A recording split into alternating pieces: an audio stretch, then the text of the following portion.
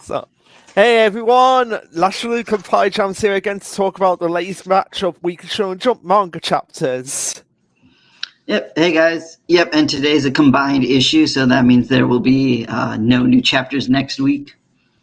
Yeah, which is something we've actually discussed about.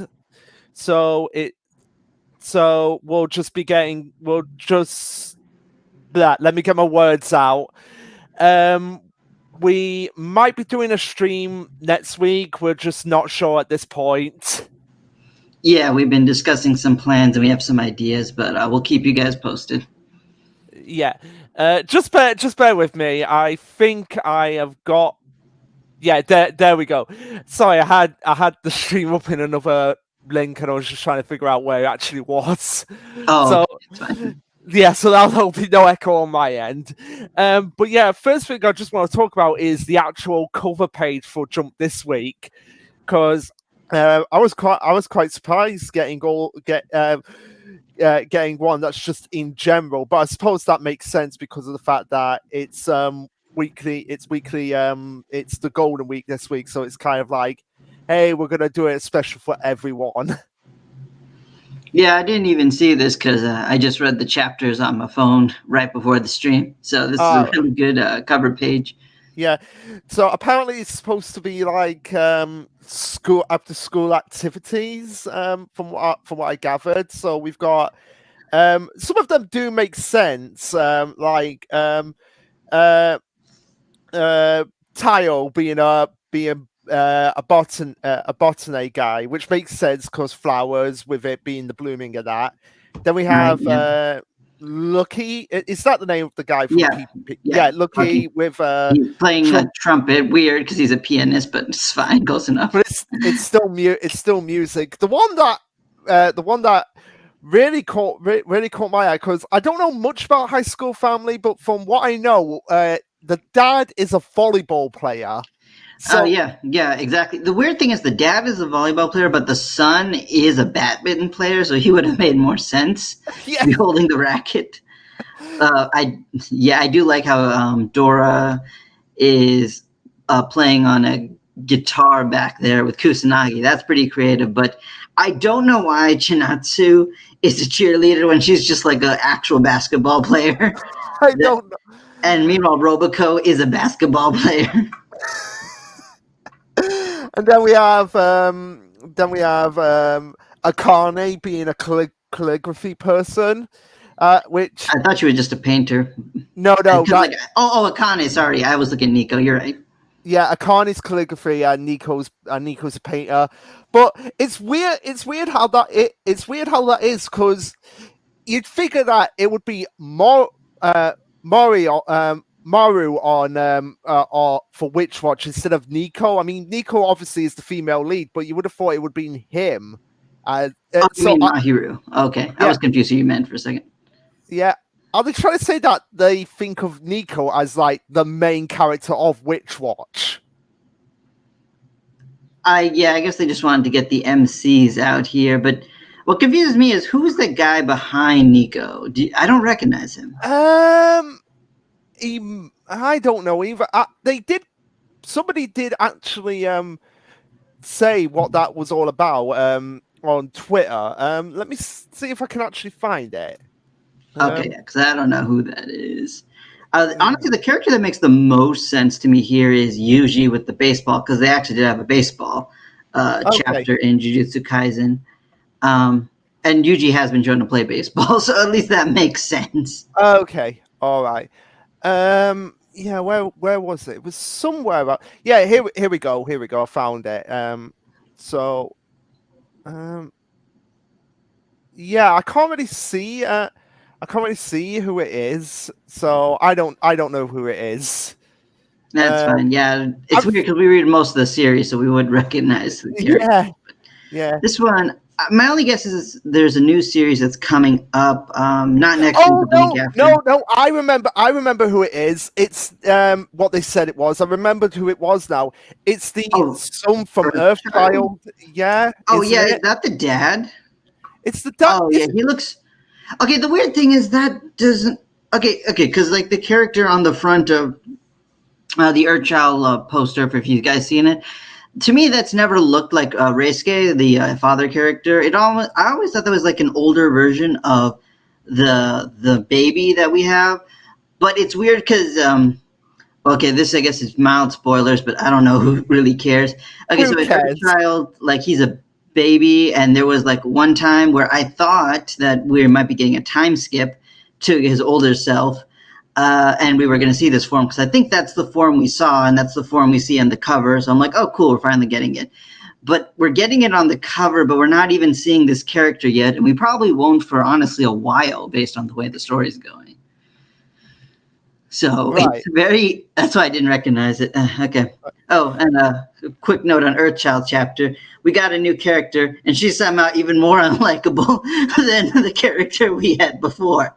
Oh my god! This manga, like they just introduced like the most spoiled like hero centric character ever, and I'm just like, this is like all the worst things put into one character. But you're gonna redeem her to try to make me like her for whatever reason, even though she has no reason to exist.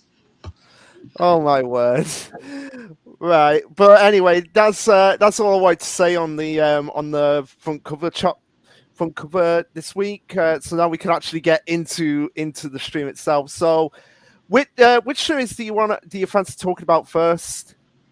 That's a good question. Let's see. Having just read everything, I feel like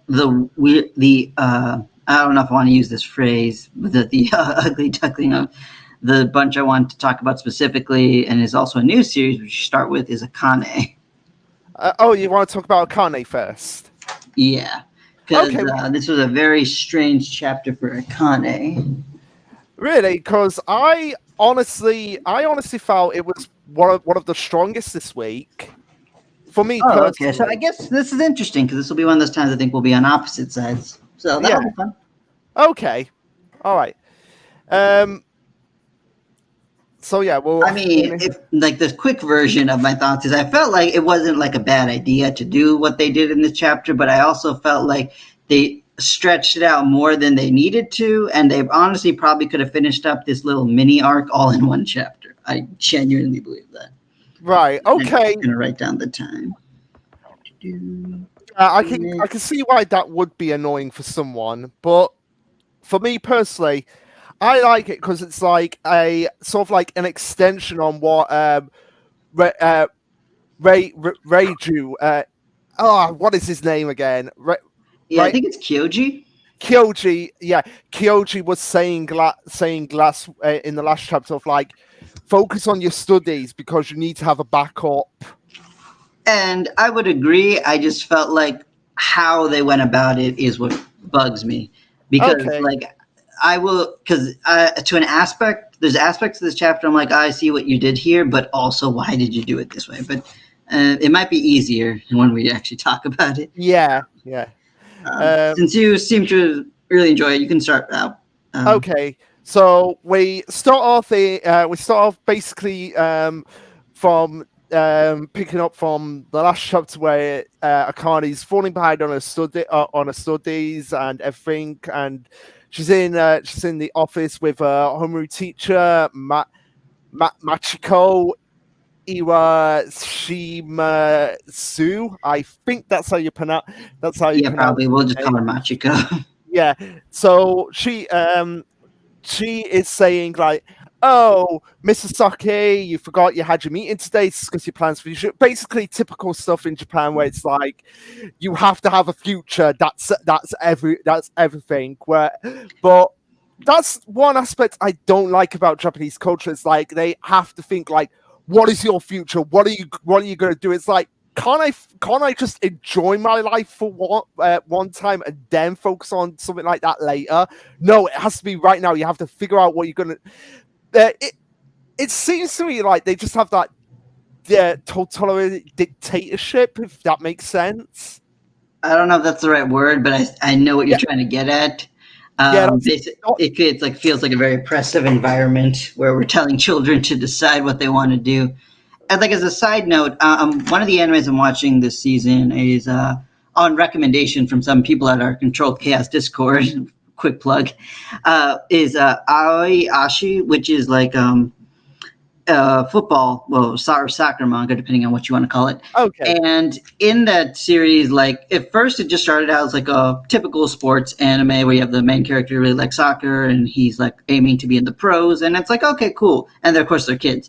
But what's weird is in the newest chapter, we're seeing all these kids and they're talking about how if they don't make this professional level team, that their lives will be over. And I'm like twice your age. Why are you guys acting like this?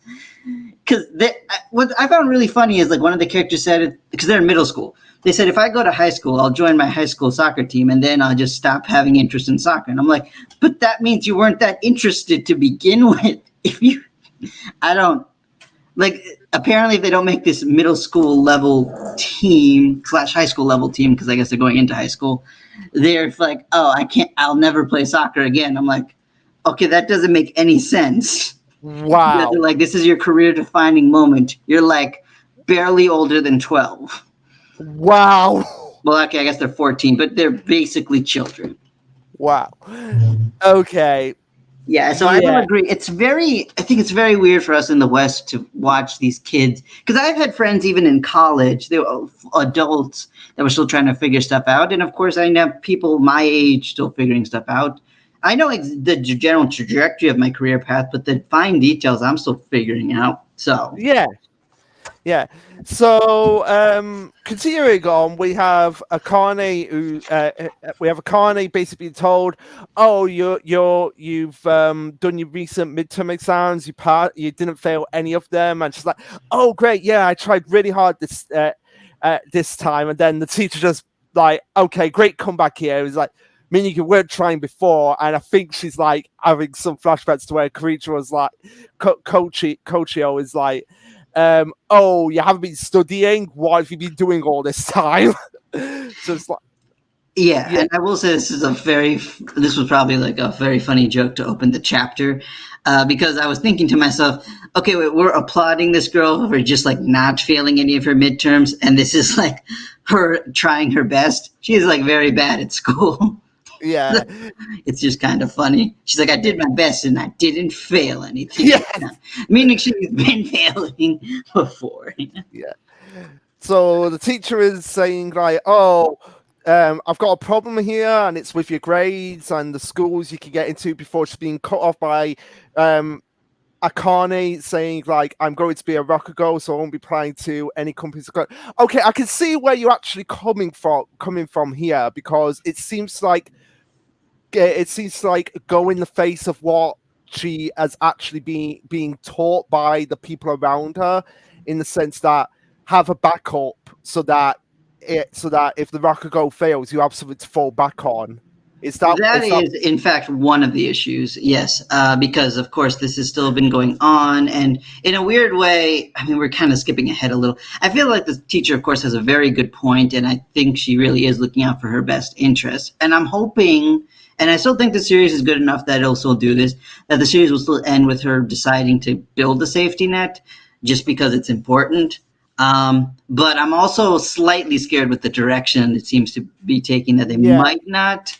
But I still have confidence in this mangaka. Like I said, if there was ever, this might be like, okay, we're not at the end yet, but this might be the one chapter in the series. I know I said last week was weak, but I still thought it was a good chapter. This might be the first chapter I could say I'm not sure I'm a fan of, but we'll talk about that maybe closer to the end. Yeah, okay. But yes, you are right. That was one of my issues. Yeah. So what I think might happen is that there might be what could potentially happen is that she could get to a point where she's like her dad, and it ends up failing the same way for him, and it kind of like sends her into a depressive state of like, was I really any good at Rakugo? Yeah, I'll be very impressed if we have that, but that'll be much more further down the line. Yeah, for sure, if that happens. Yeah, but I just mean like you said with Kyoji, he's bringing up a lot of realistic, practical points about why a student should be focusing on school, and I think this teacher brings up some good points about the importance of like having like a safety career net. But it's understandable, Akane, a child who's just been enamored by a profession, wouldn't. But I also don't think she's necessarily in the right here just because she has passion. But we'll talk Yeah, more about that near the end, I can kind of see unless you where. want to say. Yeah, I can kind of see where you're coming from here, and like the teacher here brings up a very good point of like in this day and age, not going to college or applying for a job after high school is putting you in a very difficult position. She's not wrong. Yeah, she's really not. And then, of course, Akane's response to this is like, "Have you seen Rakugo?" And then she's like, "Ah, you clearly haven't seen me do Rakugo yet. That's why you're saying all these things." I'm like, "No, she should be saying these things regardless, because Yeah, Kyoji saw you do Rakugo, and he's going to tell you to do the same thing." yeah, okay, yeah. I can kind of, yeah, I can see where you're actually coming from here. Yeah, she's being a little bit too self-serving if in this regard to what she's actually passionate about. I mean, yeah, she is passionate, she is good, but she still has the potential to fail. And as we know, typically when someone fails in anime and manga, they go through their existential crisis phase. Yep. And again, I don't blame Akane for being like this. It's well within her character. It's just more like how I'm afraid this might potentially be handled. Because right now, the way it's portrayed seems like the typical way a series would. Like in Haikyuu, for example, like I love that series more than I was expecting when I started. There was one scene where the coach or assistant coach of the team went up to the seniors of the volleyball team and said, "Hey, you guys have your finals coming up in college soon after. We have a tournament, but you guys, it's understandable if you want to focus on, what comes after this, right?" And I'm thinking, oh yeah, that's very important because at the end of the day, this is a club and they have futures to think about. But they still ended up, they still ended up doing the tournament stuff. It was kind of brushed aside. And I'm like, okay, I don't know if that was the most responsible thing, but whatever. Okay. But that's not my biggest problem with the chapter, to be clear. But we'll get into that as if All further right. on. You can Okay. continue. Yeah. So we have the teacher saying like, "Oh, here are the pamphlets for what I want you to talk for the schools that would match your requirements."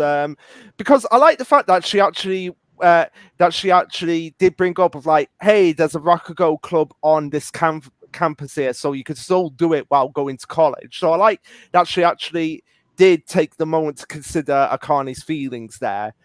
Of what she actually wants, but at the same time, yeah, she is being very reasonable here.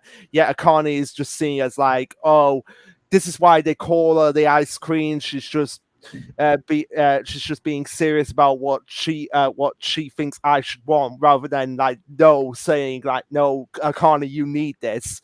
Before we get quite surprised here, because it took me a moment to figure out who this guy was that Akane bumps into, Jumbo, and I then didn't realize until we got the flashback, to be yeah, until honest with we you. got I had no idea. yeah, because he looks so different. Because in the first chapter, he's the. But in case people don't remember, he's the fat kid that was bullying Akane in the first chapter. But it also So makes sense why he lost weight because he got into sports. yeah. So he got into sports and he lost weight. And even Akane says, "I can't believe you're the same little boy who used to fake cry to get me into trouble." Yep. Yeah. To kind of summarize this page, basically, this guy, I think his name is Jumbo.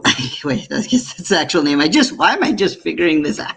Because I was looking at the last names, but we'll get that to the end. But Jumbo out here is like saying, "Hey, you got permission from your parents, your master. It really doesn't matter what the teacher has to say."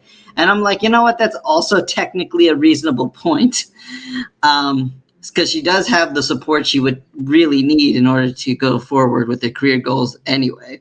And but I will say, like, a quick issue with I have here is just that it's kind of weird that they kind of became off-screen friends, and she became such a supporter. But I feel like I'm less bothered by this particular point because I think we'll explore this a little more, which I'm kind of glad because I really didn't think we were going to get anything from Akane's classmates, to be honest. But it Yeah, makes sense for this kid to be involved. yeah, and I like this a lot because it's like it's a perfect contrast to when they were in the past to how they are now. And we honestly we don't really need to see that. It's like, oh, okay, so they became friends when they got into high school. And yeah, that does can happen, and I really wish a lot more. I really wish people in real life were a lot more like that.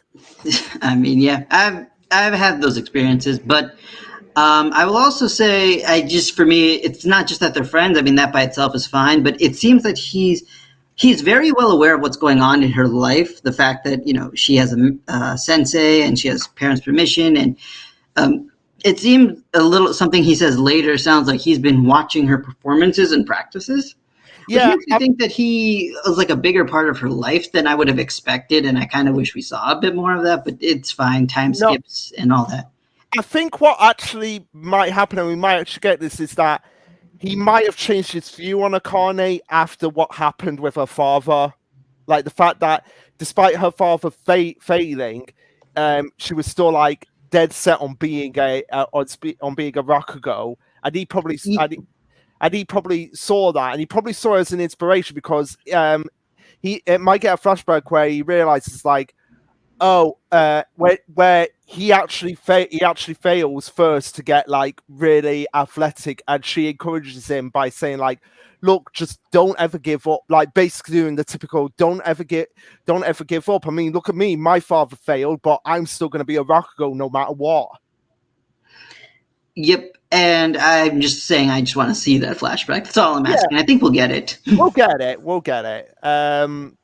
So and wait, what page are we on? I was on page 8 and 9. Okay, perfect. Yeah, so then Akane basically thanks Jumbo for everything and says, oh, I guess getting into judo helped you a lot, so that's the sport he's been doing. And she said, yeah, I was worried, but I'll be fine. I don't feel like I lost an argument. I'm going to make the teacher recognize me. He's like, cool, good to hear. And that's when we realized the teacher was listening to this entire conversation. Yeah. Just hilarious. Again, this chapter was, even a bad chapter, and I guess this is the closest thing the series has to a bad chapter for me so far. It's still pretty funny. Yeah, I mean, even the not so good chapters of Carney is still better than most of what we get from other series. Yeah, it's very true. It's absolutely true. And you can continue from here. Yeah. So then we have Jumbo talking to the teacher by asking like, "Oh, Akane seemed very upset there," and the teacher's like, "Oh, do you think it was a bit too hard on her?" And Jumbo asks her if she's against Akane becoming a Rakugo, and he's just like, and the teacher's like, oh, that's none of your business, but he pressures her into revealing, and this is where we get her views on Akane as a person, and the fact that she clearly has got some measure of social intelligence, but she always sees her losing focus during class, and I think like what the teacher is feeling here is that she's worried that if Akane loses focus on Rakugo, then she's not going to have anything to fall back on, and then probably going to become, I guess, a NEET. Yeah, and I think the other thing is, and the chapter wants to emphasize, is wondering if these emotions, because she calls them fleeting feelings, that the feeling she has for Rakugo will stick with her. And I think that's kind of the focus they wanted to go with here, which at least for us as an audience is kind of like pointless because we know how passionate she is about it. But this is just for the teacher's sake, I guess. Yeah. This was my other issue with the chapter is we get a lot of weird details about Jumbo here and like how he's going to be his counseling and he's going to judo and things like that, and having like this weird conversation about what the teacher views Akane as, and I'm like, why was most of this necessary? That was kind of my big thing with this chapter. I felt like a lot of this was just not necessary to do, because if just the last couple pages we read could have been summed as the teacher being like, oh, well, I don't approve of you simply focusing on Rakugo, Jumbo encouraging her, Akane, then Jumbo then talking to the teacher about her thoughts on Akane, and moving on to what this chapter ends with. I felt like this could have honestly been done with just already half the pages we have of this chapter, if not maybe even 5 if they really wanted to rush through it. because I just felt like they spent too much time on the teacher's perspective of this is what Akane is like in class, and my worries about her. Because why does this matter? I think it might actually be foreshadowing, if that's the case. Like maybe Akane might go through a phase where she loses focus on Bakugo. Well, okay. I mean, I guess if that happens, I can see that playing a role. I still felt like it was too overextended for its stay because we really didn't need all these inner thoughts about the teacher. Because again, we got, like I said with the last chapter, my big issue was flashbacks. But the flashbacks there were at least with a lot of relevant characters and fed into the story that they were telling. But here, we got flashbacks of Jumbo, which is fine because I didn't forget who he was. And then a bunch of flashbacks of Akane in her classroom. And then some flashbacks of Akane talking to Jumbo about being a Rakugo, like you said you did. Yeah. So, the series has way too many flashbacks. Okay, and I think that extends it more. Yeah, okay, fair enough. That is a criticism I will give Akane. That it has more flashbacks than a freaking One Piece chapter. That's it. Something. Yeah, I haven't even read One Piece, and I've heard.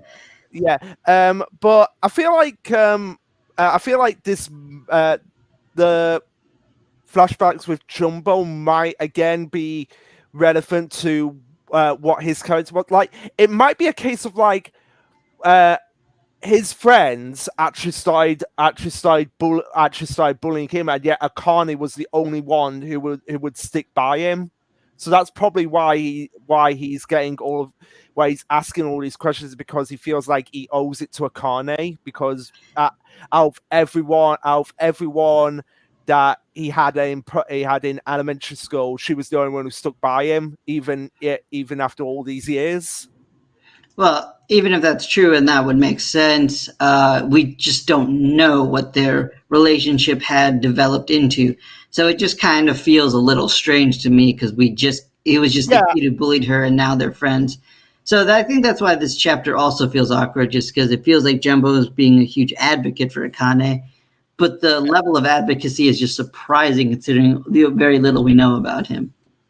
Yeah, especially when it's like in the next 2 pages we have the teacher and Jumbo being like, "Hey, let's go and check out her Rakugo before her Rakugo at this point," and he says like, "Oh, it's not like I'm arguing a lot for her on her behalf. It's just I've known her since elementary school," and yet we see the contrasting flashback here.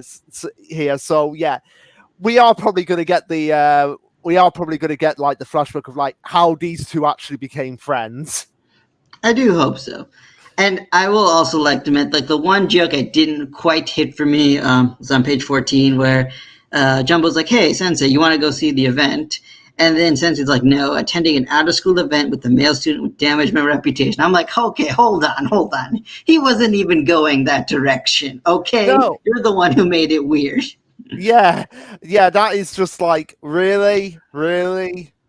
Like imagine he's just trying to support his friend here, and teacher's like, "Hey, what are you trying to pull here?" And I'm like, "What? No, stop it, bad teacher." Yeah. So anyway, we cut over to the venue, and it's a mixed use building. As the teacher puts it seems fishy on the outside, but inside it's actually a nice place with a good amount, with a good crowd. And we have Jumbo talking to the owner of the venue and wishing that, I hope you enjoyed the show. And this is where we get the reveal for the teacher, which is like she's really like confused about her Akane's name not being on the flyer, and she's like, isn't it supposed to be a professional event? And she's performing in so many in front of so many adults, but she looks so relaxed, and seeing her as a different person for when she was in school. And the chapter ends with Akane getting ready to perform. So yeah, I can kind of see the points where you're getting at here, but I overall did like it because again, just because of the fact that despite the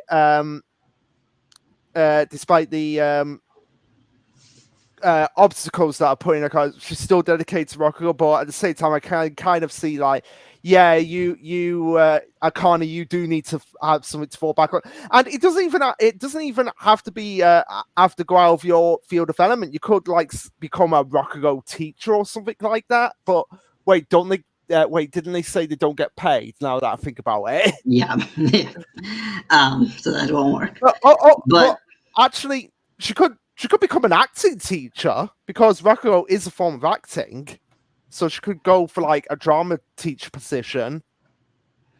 Yeah, and I mean, there's basically all kinds of forms of study. I mean, she could just go into like some kind of storytelling career path. There's like multiple of creative pathways there. So it's not like it's impossible, but anyway, but that may or may not be addressed later. My other thing, like now that we're at the end of the chapter, I did want to point out a quick thing that on page 17 that Jumbo and Kane's last names, are actually very close to each other. Like I didn't realize that while reading the chapter. Like her last name is Osaki and his last name is Ozaki. I'm not sure if that means something, but it seems almost too close to be a coincidence. Yeah, it probably has, and yeah, oh yeah, and looking at the flash, yeah, I'm not saying if this is like a coincidence, but the fact that they both have black hair as well. It's Japan, but yeah. But yeah, but the other thing with this chapter is, if I'm not mistaken, this might be, I think, except for like the bar chapter, the only chapter we didn't get a Rakugo performance actually done, and I think that also brought it down a little for me because I liked seeing and watching the Rakugo. I think that's like the strongest part of this series for good reason. And that's the other thing. I felt like this particular thing that they're doing right now, they could have had the teacher say, "Hey, what do you want to do with your future?" Connie's like, "Oh, I'm going to Rakugo, obviously," and she's like, "Okay, well, that's fine, but you have to go to like a university or something like that." And then Connie's being, of course, really stubborn. Jumbo gives her a pep talk, and then of course Jumbo tells the the homeroom teacher, "Hey, go to a performance." And she expresses a few doubts, goes in and just sees a performance. We could have just had this chapter end with her having the impression of the performance, or even talking to Kane post-performance. I felt like everything they're going to do in like between this chapter and the next could have been done in one chapter. That's the main issue with this, because without it, we don't get a Rakugo performance. We spend a lot of time with this teacher out of nowhere, get a bunch of extra flashbacks of Akane in school. And frankly, I don't know what we really learned from this. Like you said, this could be some, other than, of course, Jumbo being your friend, but this could be some setup for the future. Maybe we just need to introduce this character. And I will say it is chapter 11, so it makes sense if we need to introduce more side characters. Yeah. We'll do it now, but... What I think is actually going on with the teacher, because she seems to, despite being somewhat against it, she still is trying to encourage her to like, hey, go to university because there's a Rakugo club there. But what I think actually might have happened, and why the teacher is so against it, is because she might have gone into a performance field herself, and it never went anywhere, and she didn't have a backup at that point, and she might have actually gone through what I thought Akane might go through, like the whole depression stage, and think like, I guess it wasn't for me, and she became a teacher instead. So maybe that's why she saw Akane going down a similar path that she went down, and she didn't want her to go through that. And that would be fine if that's what we're going to do with her. I do think that's a little cliche because we saw the same thing in We Never Learn, series that you and I both enjoyed, with the homeroom teacher in that story. So a little cliche, but it works. I would be fine with it. But I think, like you said, the other thing is the way the characters feel, like the way Jumbo feels about Akane. Again, not talking about romance here, just like as a friend. And also the way the teacher feels. There might be more context. We don't have any of that context. So it just kind of feels a little weird. The teacher's a little more justified, though, because I think any teacher would be like concerned about a student who regularly fails midterms. Yeah, yeah. So, So yeah, we'll just have to wait and see. Wait and see. Gotta wait 2 weeks as well. yep, indeed. But not as bad a way as some other series, which that's another chapter we, of course, need to talk about. But I don't know if you wanted to do more of the new series, because that's the other really big one I wanted to discuss. Yeah. Yeah, I don't mind doing of the new series. So like Ayashimon or Doran Doran. Okay, in that case, we'll do Duran Duran, I think. All I right. think that's a pretty quick one. Yeah. So with Duran Duran, we didn't get any follow up from the ending of the last chapter. Oh, wait. Oh, yeah. But I mean, to be fair, I think that was going to come much later. They're setting up for things much later down the Yeah. line. Quote unquote much later, because we have no idea at this point, because it seems like Duran Duran is on the verge of getting axed, because its second week volume 1 didn't rank at all, which means it was like below it was like probably about 150 or something like that. Probably. So definitely below 1,000. And I will also say, though, with Ayakashi now fully in Jump Plus, and another series being put on a bit of a hiatus for a couple months, there might be a chance that because in a way that means like 2 slots have effectively opened. Yeah.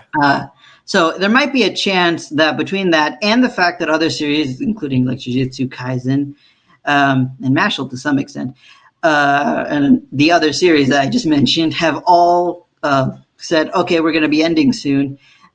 We might get a little more life out of the series, similar to how, and this is just me mostly just holding on hope because I enjoy the series, but similar to how Yozakura Family, like I've enjoyed the series from chapter 1, but it's one of the luckiest series in Jump to have survived as long as it did. Like so many other things got axed before it, and in a weird way, Jump was being really lenient with axes while it was going on. So yeah, that series lucked out and became amazing. So I'm hoping similar situation with Duran Duran just because of the current state of Jump, which we may or may not talk about depending on if we have time for it. Yeah. So anyway, let's just dive into Duran Duran. So we have Dora and Kusanagi being told like by Yuji, hey, you're gonna go out and patrol. We need 2 samurai to take this patrolling the city. This idea of patrolling the city, and a certain samurai has requested the two of them, and they're like, "Oh, must have an eye for talent, everything." And of course, Yuji being Yuji, I have never been requested for anything at any time I've requested someone else. They've always refused. Once again, Yuji is not very popular. I know, Yuji. I think you need to work on your image, bro. It's still hilarious. I just love that joke. But anyway, he tells them, "Okay, meet tomorrow at 10 at the HQ entrance." And then the quickest time skip I've ever seen, 10 the next day. Dora's like, "Oh no, we overslept." He's like a Japanese high school trying to make it on time to class. But luckily, he's also super fast, so making it on time is possible for him. And we meet the samurai we saw behind the scenes from the last chapter by the name of Naotora Kamizumi. This is the one we saw like give Dora like some food at the behind the scenes. It's pretty easy to tell from her hair. Yeah. Which I don't know. I don't know how I feel. When I first saw this person, I was like, I basically had Dora's expression. It's like I didn't know what to think. At first, I was like, "Is this a boy or a girl?" But yeah, it's pretty. it's I pretty. also was thinking that, but I was pretty sure it was a girl by the end. Yeah. Well, they actually do say, yeah, it's a girl. Not Narutora is a girl. Yep. And so then she says, "Don't worry, it's understandable you're late. You were up until 1:32 a.m. training." Dora's like, "How do you know that? Also, you mind patrolling with you?" And then Dora like, there's introductions, and then Dora is confused because she's not wearing a uniform, but she doesn't understand that. So then she gets gloomy about her clothes. And then apparently they put together this new look together for today, and I'm like, well, wait, what do you normally look like? But I guess samurai officers may not. I'm not sure if they necessarily need to wear like uniforms. If that's kind of the gist of, it's kind of jumping ahead, but I think it's fine because it's the point I want to talk about. I'm not sure if samurai officers don't need to wear uniforms or not. But I'm guessing that's what my takeaway from that. I guess that would be useful if you were trying to sneak up on a Mononoke and they didn't know you're a samurai officer. I mean, yeah, I guess specifically a samurai officer, you want another rank. I'm saying they still have a giant sword, but yeah. I mean, who else carries giant swords in modern day Japan? People. It's one of the funny things in Demon Slayer when they have this like, how can we bring our swords on the train? This is just kind of an awkward situation. I guess people who take kendo classes could be mistaken for samurai officers. Yeah, I guess possibly.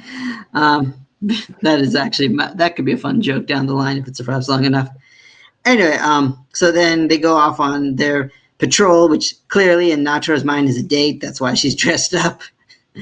And then sorry, I just I didn't even notice that until now. That I didn't bring up. Let's begin our patrol. Yeah, I mean, this is clearly a date. Yeah. So then I'm just going to continue on. Did you have something to say? No, I didn't. No, I didn't. Okay, so then Naotora teaches us something, that the Sakamori Towers exist in the city that they're in, and there's a force field that protects the city from Mononoke infiltration. And Dora's like, I didn't know towers did that. And I'm like, well, wait, Dora, didn't you grow up in this city? How do you not know these things? Did you ever pay attention in school? Well, he's having the same case of confusion that Ash Ketchum had at the beginning of Pokemon. Despite living in the world for 10 years, he was like, "Is your name all you can say, Pikachu?" That is actually a good point. I haven't seen that in a while, but you're right. But interestingly, Kusanagi brings up a good point, saying, "But I'm in the city," and I'm like, "Yeah, that's a good point. These towers didn't do jack until now. Yeah. We were fighting Mononoke this whole time." Yeah, I didn't Grimjow Mononoke and Terriermon Mononoke get into the city as well? Wait, Terriermon. Oh, wait, well, okay. Terriermon Mononoke. That one didn't get into the city. They fought him in a different village. Okay. But you're right. The Grimjow Mononoke did. And there's a possible maybe explanation near the bottom, but I'm still not fully satisfied because remember that I think one Mononoke we did fight in the city besides Grimjow Mononoke, which is Hidehishe, by the way. That's just an inner joke. Okay. But him and also that one Mononoke that Jinchio struggled to fight with, the spider ox thing, that was basically a Grand Fisher Mononoke. He was also in the city. And I'm like, these towers don't do jack. Yeah, and sometimes Mononoke with weak spiritual energy can get in. How does that work? You figure that the ones with weak spiritual energy will be the first ones to be like, no, you're not getting in. It's like the towers, like, oh, you're below a certain threshold. You might just be like an animal. Like, here's the thing. If a number of the world, if Mononoke energy could be confused with like general life energy or spiritual energy, then I could kind of get that. It might be hard to distinguish, but considering that I think that's very unique based on what we've learned so far, right, it doesn't make any sense. But this is just the series way of establishing, oh yeah, these towers exist, but don't worry, this is totally not just retconning some stuff. Yeah. Because like Dora's like, Kusanagi's strong. He probably busted through the force field. I'm like, no, that doesn't make any sense, Dora. But you know what? I'll accept it until the author comes up with some weird plot twist of why Kusanagi Pro- got in. Probably, yeah, probably will come up with some weird twist at some point. Yeah, I think you're right. Unless it involves Shinchio. Yeah, that's emotion too. Anyway, so then we see hang on, just making sure I got her name right. Now Tora. Now No, Tora is just hiding behind a pole, and Dora's like, "Why do you keep sticking around? It's hard to talk to you." And she's like, "It's awkward being near you, and I feel embarrassed walking in front, so I'd rather watch you from afar." And like Dora's very confused. I would also be confused, Dora. So don't worry. yeah, no, but at the same time, we as the audience know, like, oh, she has a crush on Dora, and she can't express her feelings to him, so she's gonna be like, I'm gonna just sneak around because that will surely get his attention. Yeah, not in the way Yep. that you think it is. And of course. It starts raining, and Dora gives her his jacket, which I'm totally sure she's gonna protect with her life. If you know, and maybe take it home for some private time, if you know what I mean. I do, but based on what I've learned on the internet, I think it's a weird custom where like girlfriends take boyfriends' hoodies for some reason, which I've never understood. I don't like people taking my clothes. I don't like when my brother accidentally steals my clothes, like when it gets mixed in the laundry when we were kids. I don't know why people just like letting people borrow their stuff. Yeah, Yeah. but of course, Nataro's gonna use it for some other for the Mineta effect, if you know what I mean. Nah, I was going to say we could probably call it the Suzu effect. Considering Oh yeah, the Suzu effect, I guess. Yeah.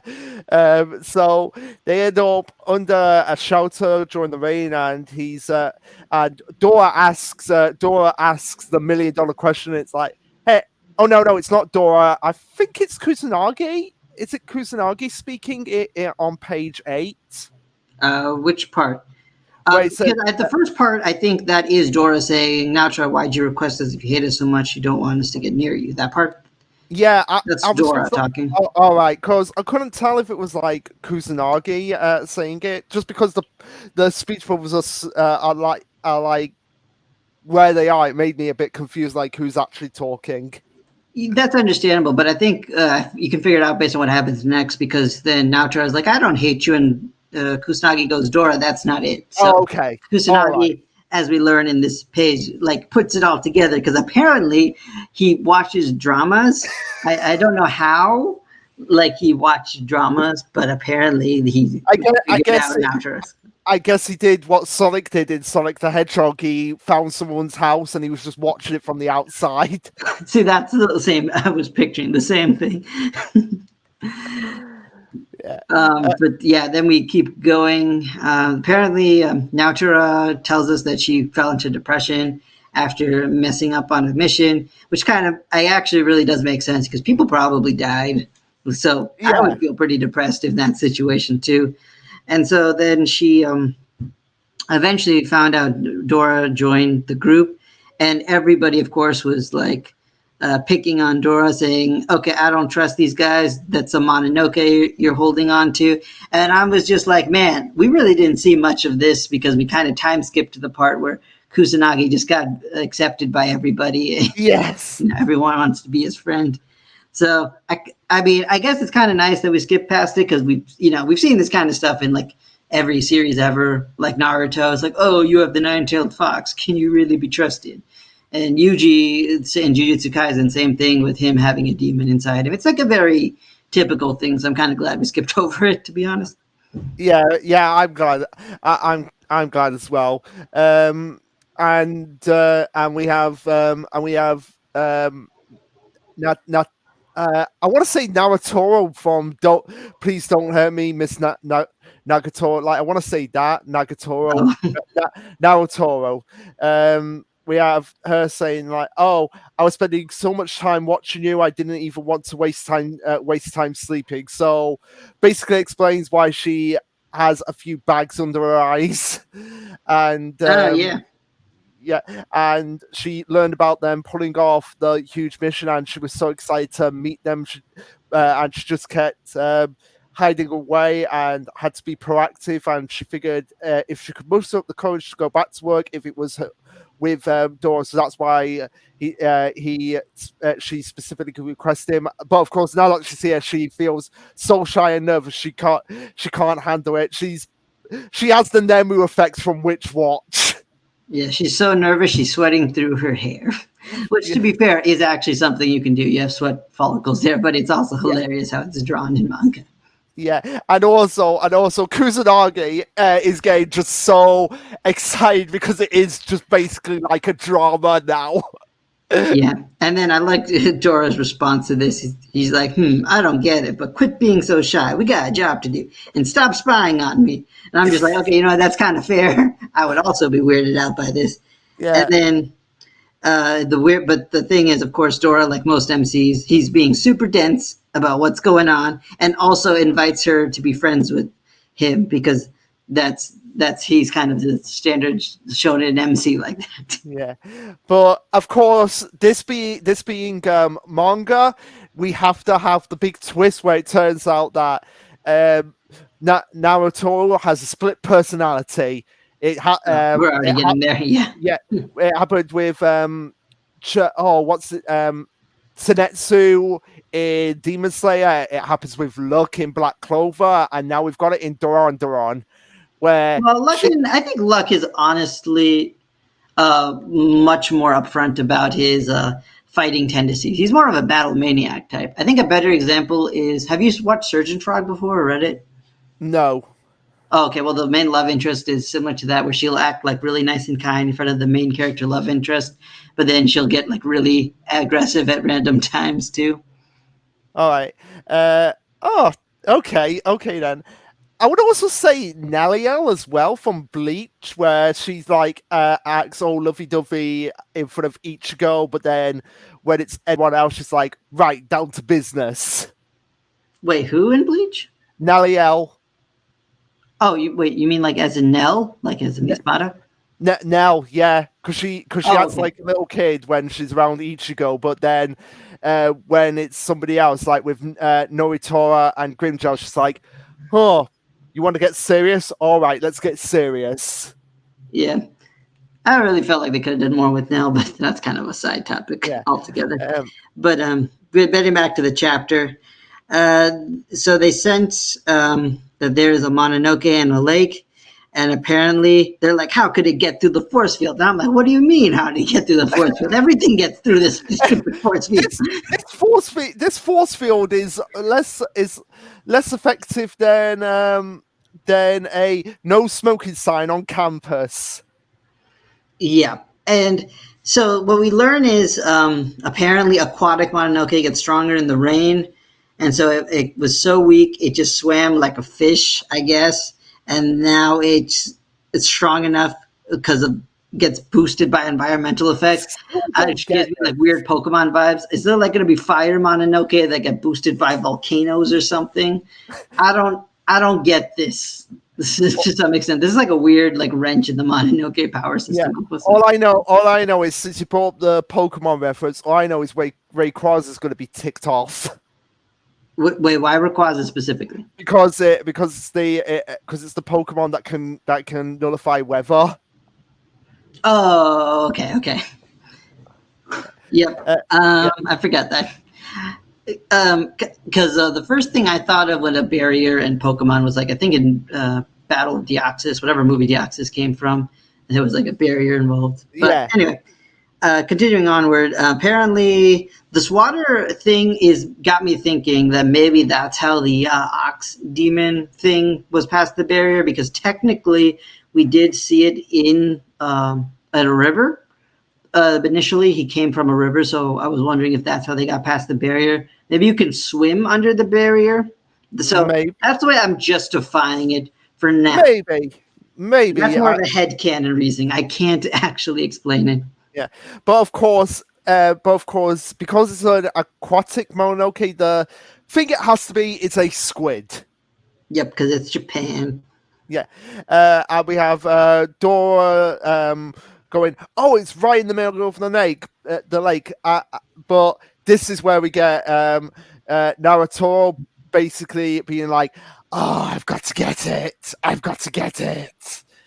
Get this Mononoke." And basically, with one quick slash, they, this might Wait, be. what? I've just realised this might have been like why she screwed up on the mission, because she went so berserk that she actually killed people. If they go that route, that would be quite something. But I feel like she would almost be straight up suspended if something like that happened. I hope we do get to learn more about it, because I feel like if they just leave it vague, I'm just going to assume that she just couldn't take down the Mononoke and people had died. But if you're right, then I definitely need to see it. I need that Or explanation. it could be the fact that she went berserk, because it seems like when she goes into a berserk mode here, she has no concept of others around her. She's like dead set focused on the Mononoke, and maybe that's what made her fail. That she went to just attack the Mononoke, didn't pay attention to the mission, and that's what got a lot of people killed. Yeah, and I hope it's something, because I think she's going to be a somewhat important secondary character. I hope we get more insight to it, but if we don't, I'm just going to assume it was a fairly straightforward botched mission. Okay, so yeah, quick swing like Kenpachi does from Bleach, and destroys the Mononoke. And she's just like, to the two people that she actually rescued, like, "Are you okay?" Tee. I just love that they added in just like tee, and the fact that the people are just like sweating as well, because of the fact, like, should we be more scared of the creature that actually attacked us, or this psychotic woman that's saying, "Are we okay?" Yep, it's true. And then we, like you said, we get the Yeah, next page where she's yeah, like, yeah, because that might actually, now that you actually just said that, like, she's oops, I did it again. When I see a Mononoke, I just lose sight of everything else. So yeah, that's probably what actually happened. She just saw the Mononoke and just lost it and didn't care about anyone else except defeating it. yeah, and maybe I'm not sure exactly what happened, but again, if we don't get details, I'll assume the story is pretty too simple to bother explaining. But if it's something more deeper, I hope they explore it, because we do get like the reveal here that she is a samurai officer, codename. I think that's supposed to be Berserker, but I feel Mm-hmm. like that's spelled different. Let I'm not let sure me about actually that. spell it into Google. Yeah. Berserker. No, that is actually how it's spelled. Oh, Um, okay. My mistake then. well, apparently, for I just typed in and it just came up with this death metal band in Melbourne, Australia, No, called interesting. the Berserker. So it's spelled the exact same way. So I would honestly laugh if that's what she's based on, that alias. Well, I doubt it. It's just a term. Even like Fate had, I think, a Berserker class. It basically just means, and Fire Emblem had I think, a Berserker status, a Berserk status, I should say. So yeah, it's just like a common thing in Japan where people go crazy and hit things. And I do like this archetype of character, like Kenpachi and Bleach. She's basically like the Kenpachi of this series, Yeah. I feel like. And so I think I like her, even though she's also going to be like a mix of that and like a weird stalker. But I think I'll overall like this character, especially if Yeah. we end up replacing Jinchio with her as Oh like the my. main female character. Oh my god. Oh my god. That would be hilarious. Like, Because yeah, that's what it feels like. we didn't feel Jinchio, so let's just get a crazy psychotic woman in there. That'll work. I mean, it would probably. I already like her more than when I first met Jinchio. Not that I hate Jinchio now, but they did a much better job with her. Yeah. So anyway, that was Doron. Doron, pretty basic chunk, just introducing a new character and her, no pun intended, quirky personality. Given that we'll be talking about My Hero later as well. Ah, yep. So I think that's it with Duran Duran. I have a feeling we're just going to either continue with this patrol stuff or we'll just do something else entirely. Yeah. So anyway, I guess we can move on to talk about Ayashimon then. Yeah, sounds good. Yeah. And then we've got all the newer series out of the way then. Yeah.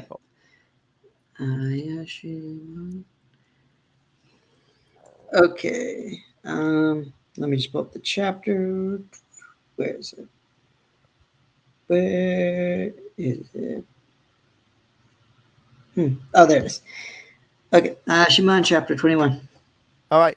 So pretty much finally getting a chapter that actually starts off continuing on from the last chapter, where we have the person that Koton and everybody were coming in contact with, and them saying like, "Oh, my boss, Korea Hotels manager, is requesting a meeting with Koton, and they're required to escort them to the hotel." And Koton is just like, "No way! It's not like I can trust you." And the vice leader again, can't remember his name. I would honestly like to challenge anybody who remembers this character's name. Which character?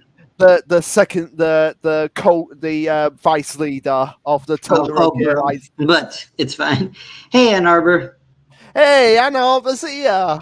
Welcome. So I take it the Control Chaos stream ended then. Oh, are they streaming today? Yeah, they were streaming beforehand, but they've probably finished now because Ann Arbor wasn't there. So I take it they finished. Let us know, Ann Arbor. And also, we've only talked about Akane and Duran so far. And now we're on Ayashimon. And yeah, it looks like the stream just ended. Yeah.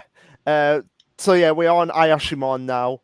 But yeah, we have the vice leader saying like, "Oh, our only potential ally is these guys, and we can't let Wakugo's death go in vain." And Uru's like, "Trustworthy or not, if we don't meet them, then we won't be getting anywhere. So we're all going." And Code's like, "Oh, but if those damn Tanukis do anything to this you, miss, I'll turn their precious hotel of theirs into rubble." Yeah, going to be quite difficult, Koton, especially when the chapter is called Sack, and that will have more meaning when we get into the chapter.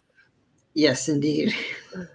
Yeah, so we have them being taken to the hotel, and Ten's feeling completely out of place here.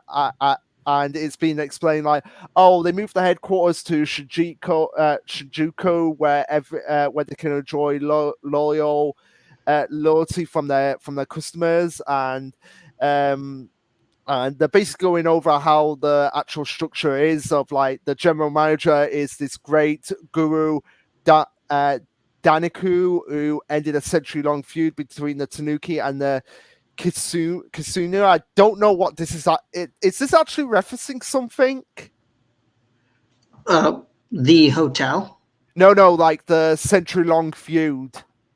Oh, yeah. So in Japanese, and weirdly, I got a lot of this from Kimono Jihen. And I appreciate that Kimono Jihen for teaching me a lot about Japanese myth stuff. But in there, the kimono, which in this world is the Ayashimon, the Tanuki have had a long fight with Kitsune. Basically, with the Kitsune being like fox-like creatures and Tanuki being raccoon-like creatures. And like the story of Kimono Jihen like kind of centers around those two being like the big two like warring factions. And it's kind of interesting, especially because the lady we're following, I was going to bring this up later, the lady we're following is a Kitsune named Inari, who's like the main bad Kitsune of that series. So yeah, this is actually just referencing Japanese mythology. Oh, okay. Oh, that's quite interesting. That's very interesting. What's basically interesting about the Kitsune and the Tanuki is both are effectively like trickster creatures. Like they use transformations, but in different ways, and they use that transformations to trick people and get what they want. And somehow those two really similar creatures have fought each other. But yeah, it's actually pretty cool. And Like, the other thing is, again, I feel like this is a series that's a weird hard sell for like the West, just because they almost give away all like this Japanese mythology stuff. Like, yeah, you guys already know all this. Like, apparently, like the old man that's training Mora right now is like an actual like figure from Buddhist culture, like a person who actually existed. So I'm like, okay, cool. I would not have known that, but thanks, I guess. yeah, and I was confused by like, okay, this has got to be referencing something the Tanuki and the Kasuni, and I didn't know that. So, yeah, give us a little bit more explanation. Explanation. I mean, you give us more than enough dialogue dump already. I actually more. Yeah, but again, I feel like they have a Japanese audience in mind, which is not necessarily the worst thing if you want to survive in Shonen Jump, but it kind of makes it hard outside of Japan. Yeah. So anyway, continuing on, we have the person leading them around saying like, "Oh, uh, unlike you guys, we needn't rely on cash. We manifest in our own flesh. So, um, yeah, that is something. I'm like, okay, TMI, TMI. Um, Yep. Anyway, and of course, 10 gives gives the appropriate reaction where he's like, "Ah, no, it doesn't bother us at all because this is really short." But yeah, it's clearly bothering him. But yeah, we get them being escorted to quite a fancy room, and even Uru's just like a bit taken aback by how fancy it is, especially from all the complimentary drinks and savories. So I guess Uru really likes her sweets. Yep. And I mean, that's just like a very typical trait to give young Japanese female characters. So I get why they did that. Yeah.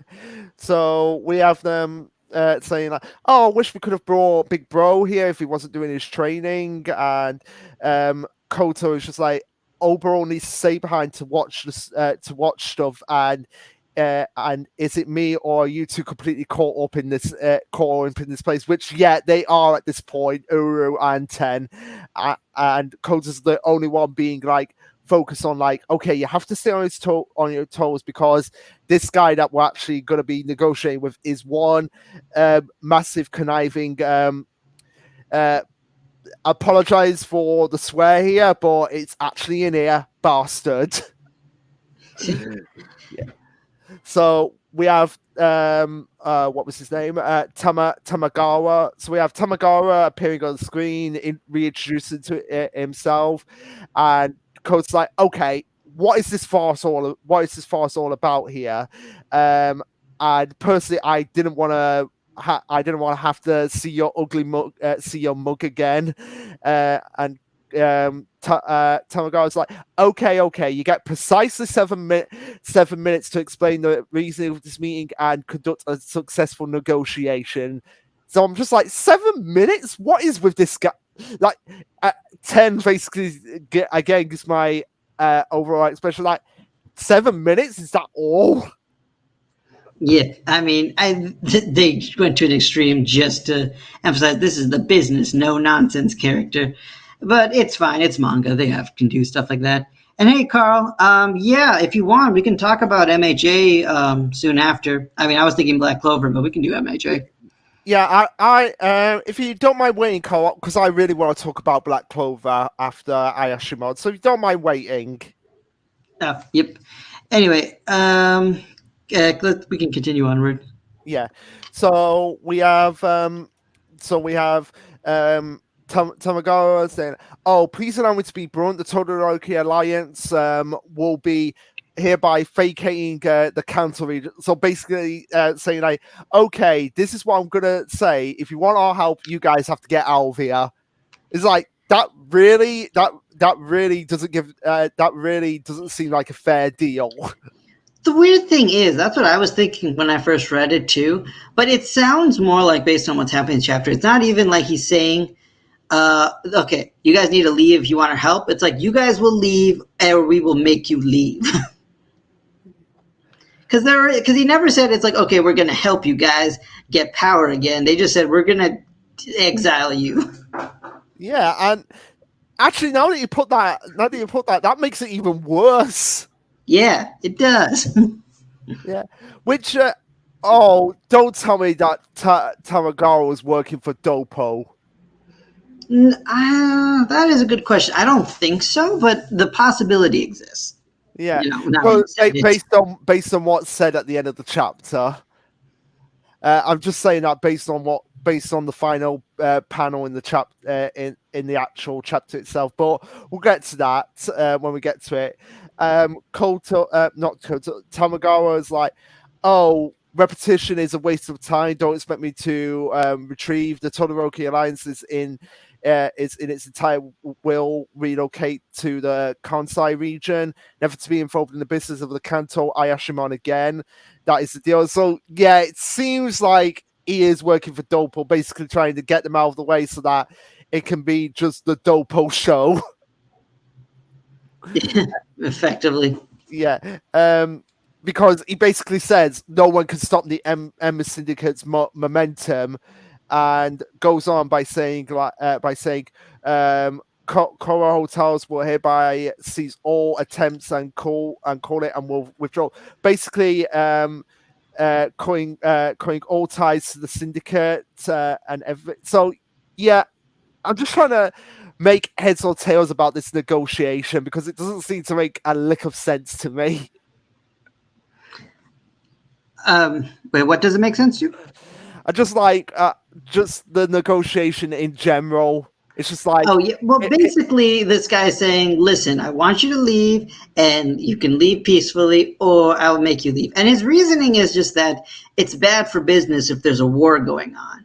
Like a war would disrupt his hotel business, and for him, the finances is what comes first. Okay. Oh, yeah. Now that you've said that in simpler terms, yeah, I'm a simpleton when it comes to Ayashin One. Kill me. Yeah. Yeah, that's basically the gist of it. But I also find it funny that basically he like this was the strategy he came out with. Like he's like, I could totally lure Todoroki here and then trap him in a hotel. And I'm like, okay. I mean, this doesn't seem like the most efficient plan, but I guess it works. Yeah. So they continue that back and forth, and it's been 2 minutes since. No, it's not been 2 minutes. It's been 5 minutes since the negotiation actually started. And Tamagawa's like, okay, now that you've got the remaining 2 minutes, allow me to explain. And Uru's just like, oh, we refuse because there isn't only about our personal scores anymore. It's a problem for Ayashimon in the Joker area. If the syndicate fails, if the syndicate isn't stopped, Kabarakochi has no future. So basically saying like it'll affect us just as much as it'll affect you guys as well. So yeah, we're gonna refuse all of this. And Tamagawa is basically like, hey, I didn't ask you to speak because you're not on my meeting schedule. And Coulter's response is like, actually, the Todoroki Alliance follows her now. I'm just following. Yeah, she makes the ultimate decision. I'm just following along here. I just love that, like the fact, like, hey, you're not involved in this. Actually, she's my boss now. Yep. And I mean, it's true and it's funny. I do like how, like I said, when we first met Kotan, I knew I would like him after we dealt with him being petty. And that is definitely the case. I do like him as a character now. Yeah.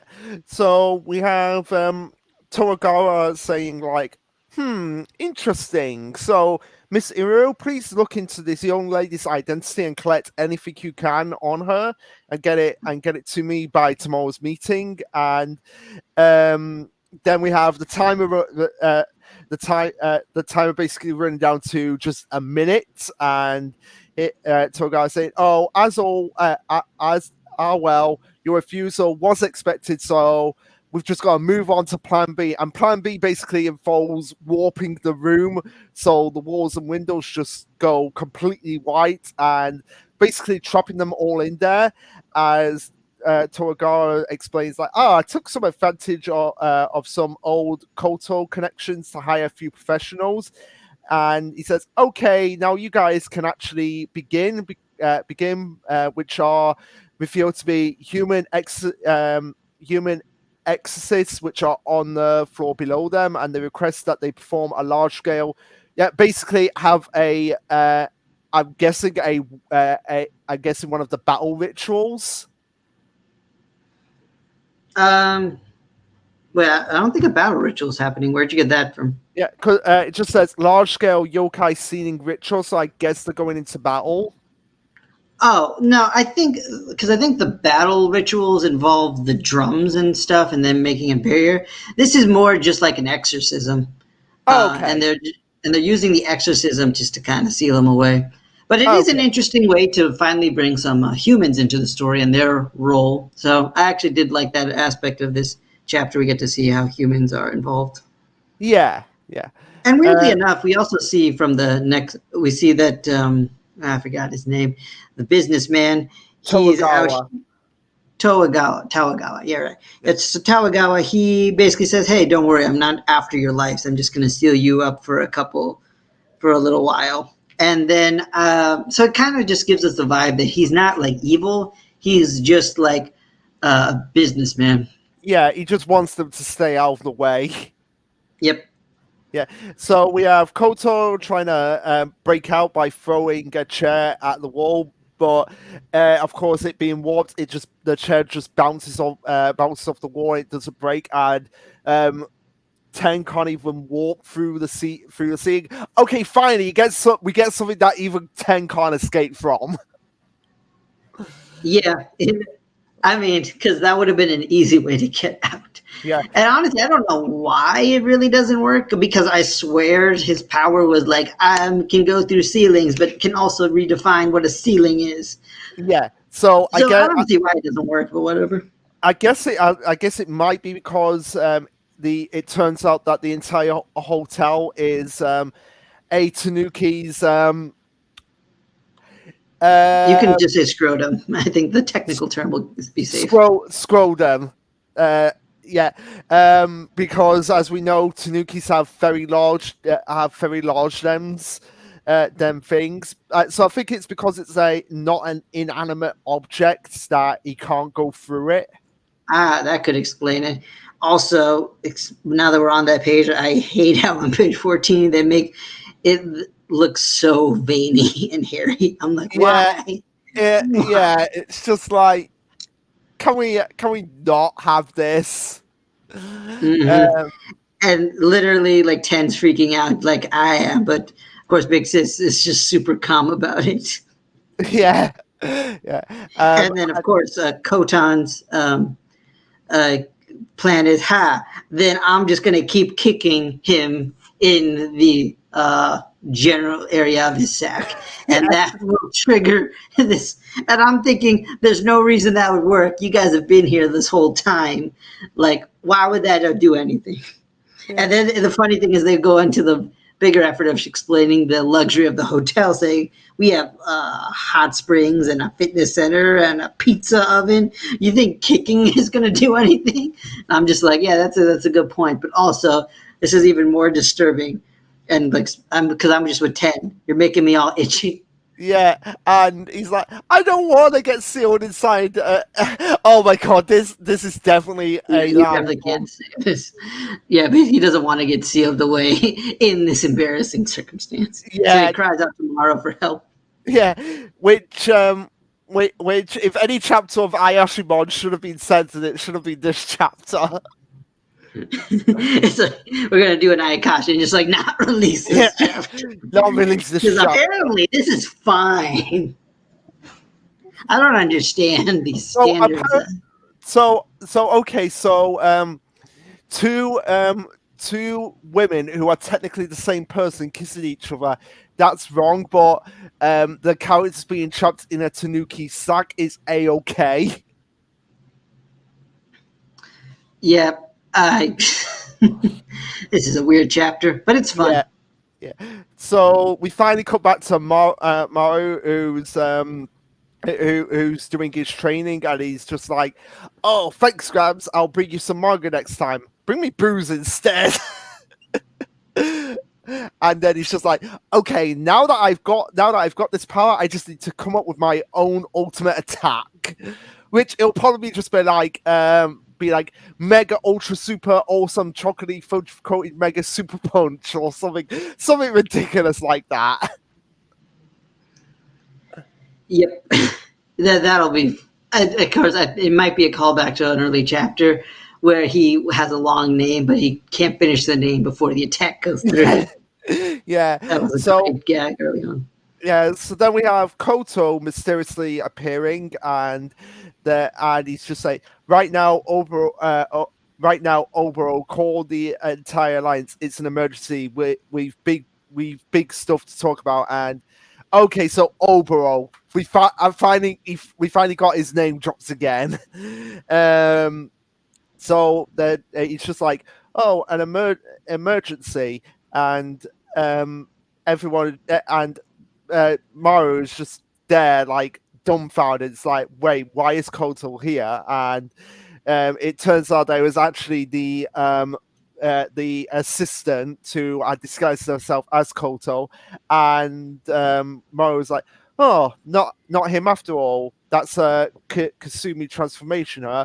And they're like, "I suppose you saw through it." And he's like, "Nah, I didn't really.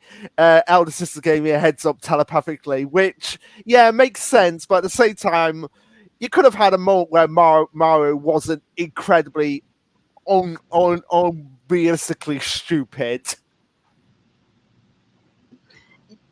Yeah, true. Yeah.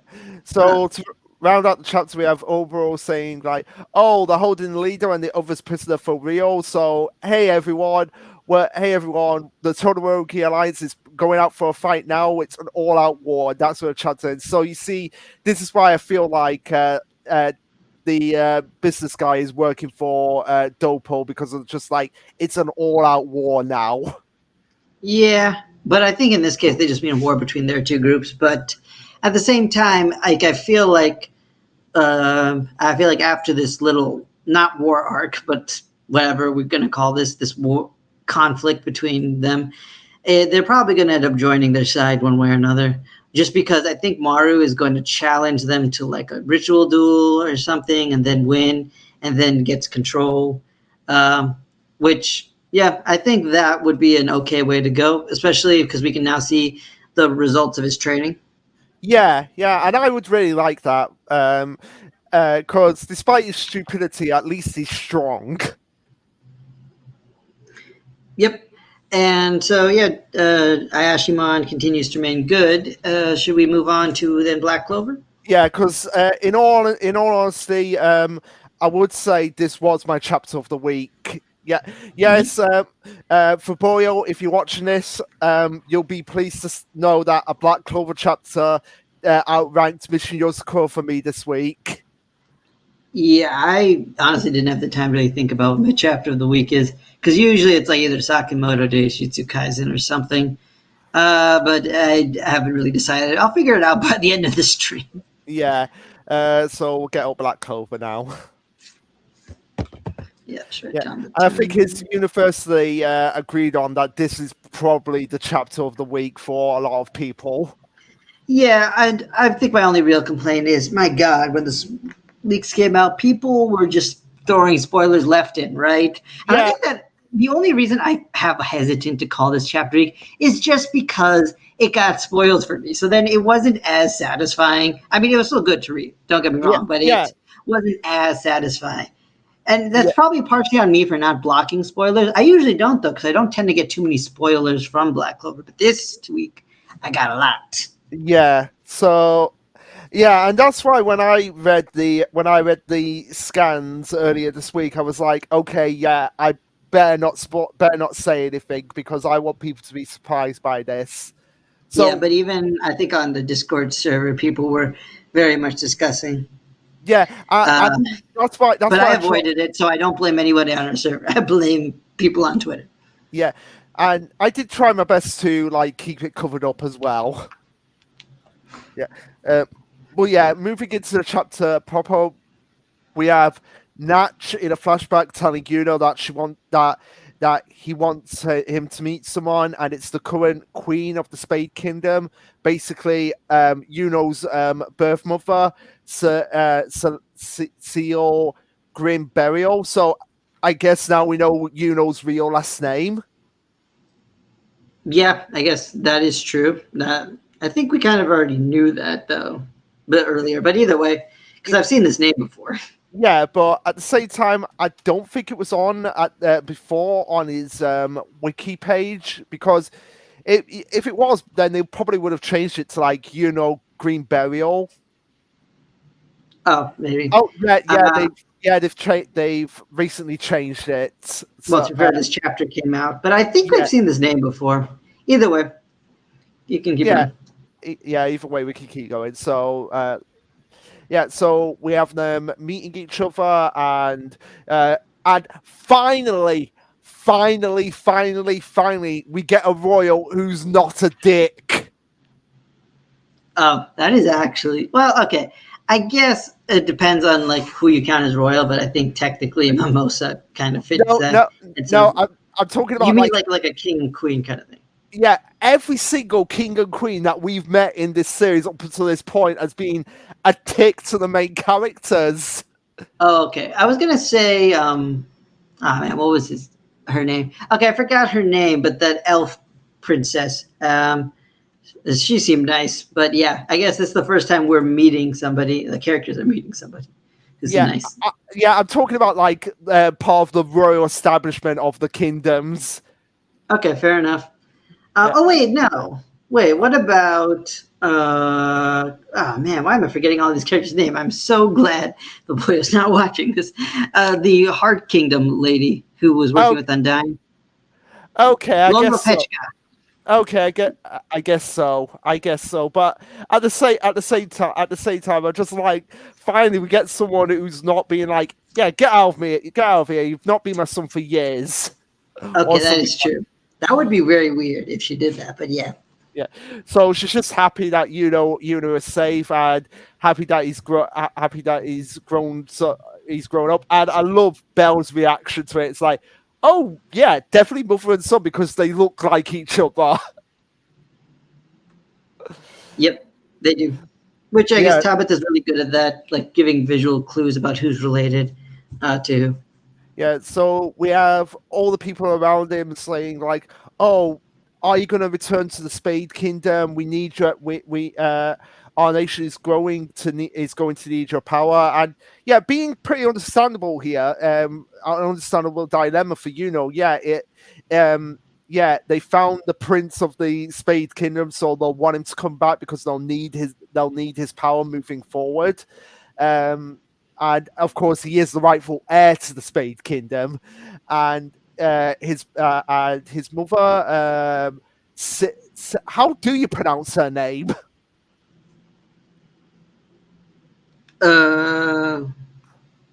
Wait, Seal.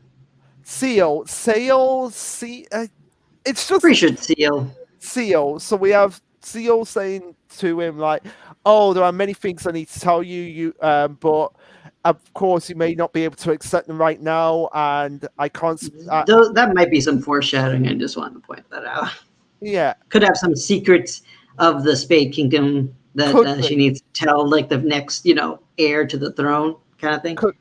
Could be. But then we have Yuno saying, "Oh, that said, there's a vow I have to keep first. The man I made the vow to is my family in the Clover Kingdom, my good friend and my rival," obviously referring to Asta. And then of course we cut over to Asta and Lebe, who are talking on top of the clock tower, which I'm glad someone actually pointed this out on Twitter about the actual clock tower. If I can, I'll send you the link as well. I'll try and get it up. Where did I put it? Yeah, here it was this here about why Lucifero was ranting all that time. So because they had something, they said something about the clock tower, like the clock tower had been being rewound all that time throughout the chapters, and we we didn't even notice in the slightest.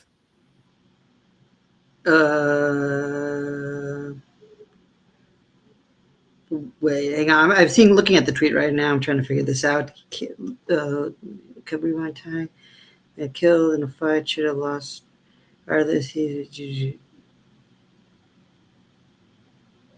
Because if you look at the chapter numbers.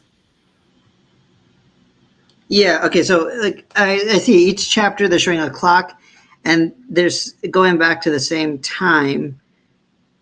Huh. Okay, but so what was happening was that the time was kept being rewound, which kept them alive. Yeah, that's probably what they're getting at on that tweet. Oh, okay. Oh, okay. Oh man, wow. That is something that I don't think a lot of people would have picked up on, but now that makes so much sense why they were able to beat Lucifero now. Yeah. Wow. Okay. I mean, that is something. Thanks for sending that. I didn't see that. This is what's fun when you're like a big fan of a series. You'll notice these things. Now, for me and Luke, we're not as big into Black Clover, but this is what we did with Dr. Stone. So it's cool when other people can point these things out. Yeah. So anyway, getting back to the chapter proper, we have Asta talking to Lebe and being like, maybe it was just in your memories, but because of you, I got to meet my mother, and I'm glad that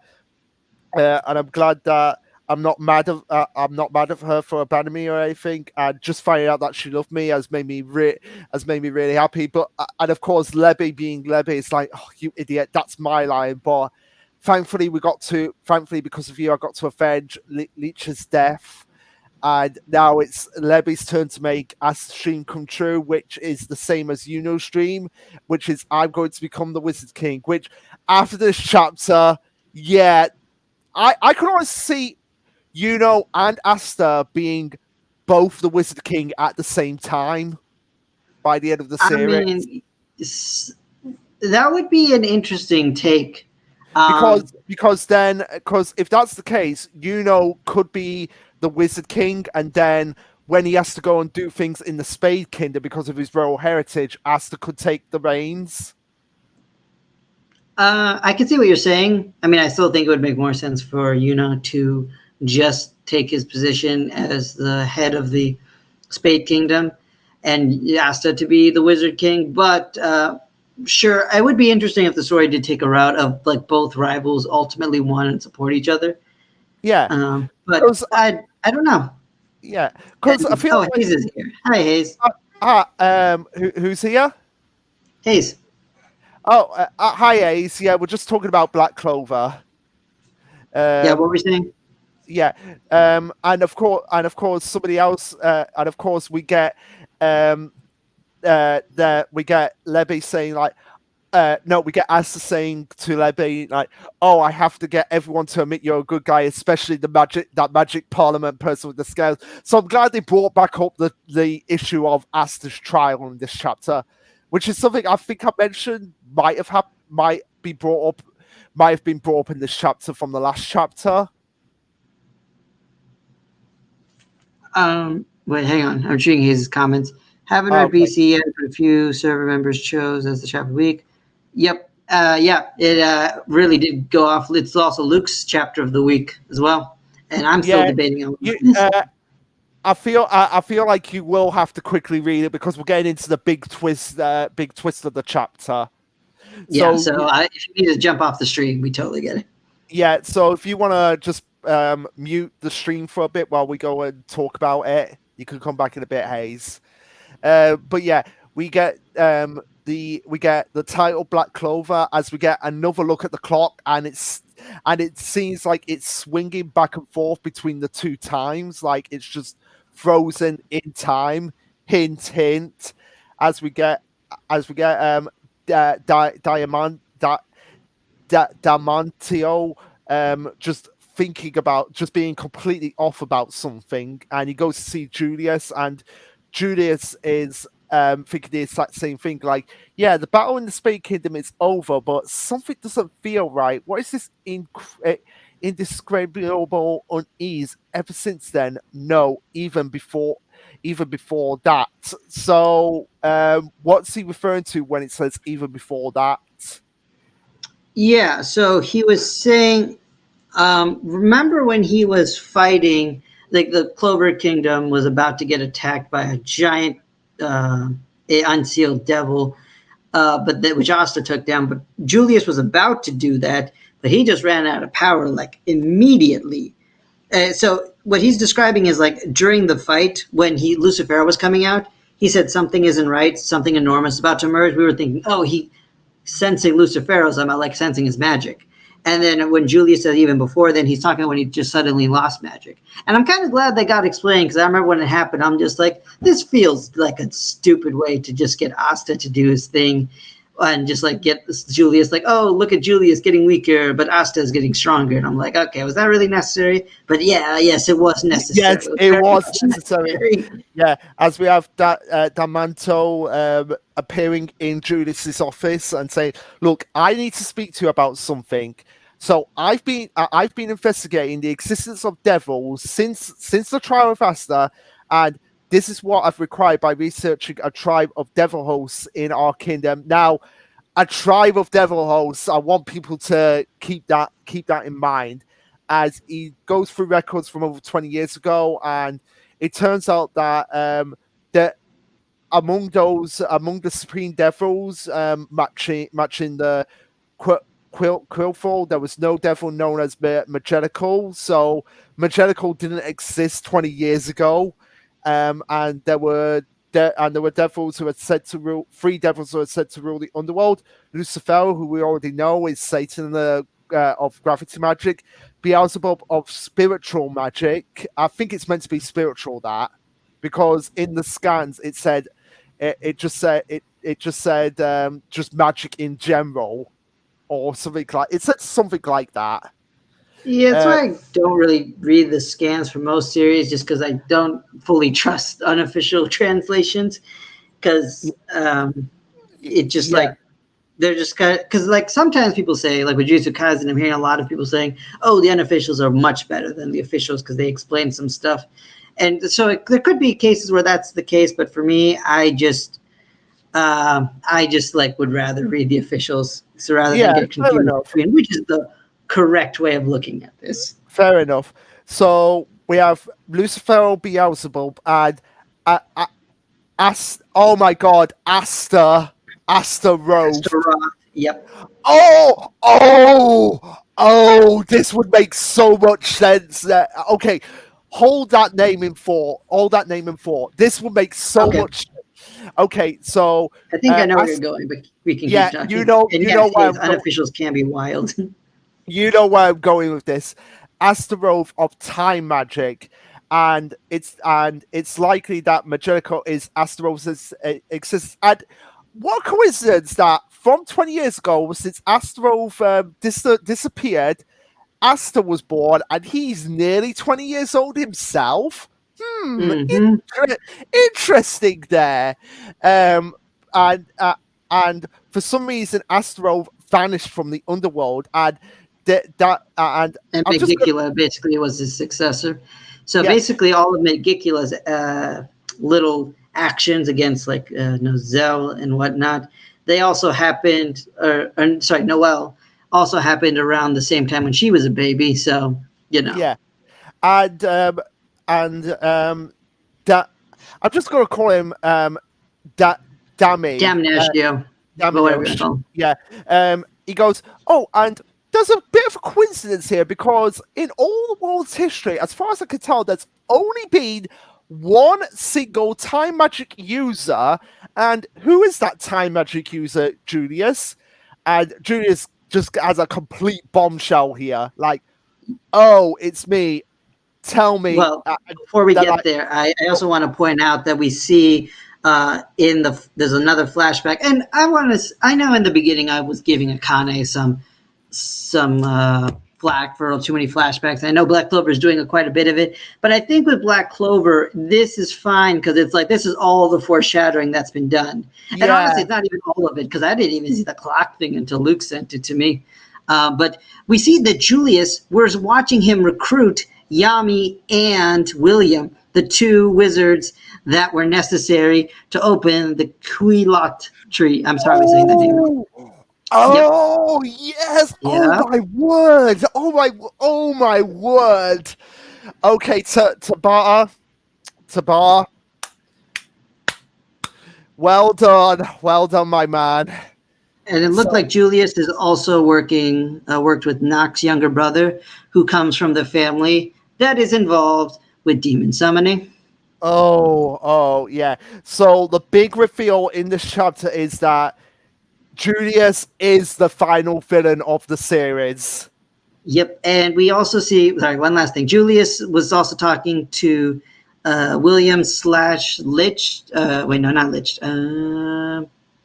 Okay, I forgot the elf's name for a second. Patry? Isn't his name Patry? Patry, I think it is. Yeah, Patry.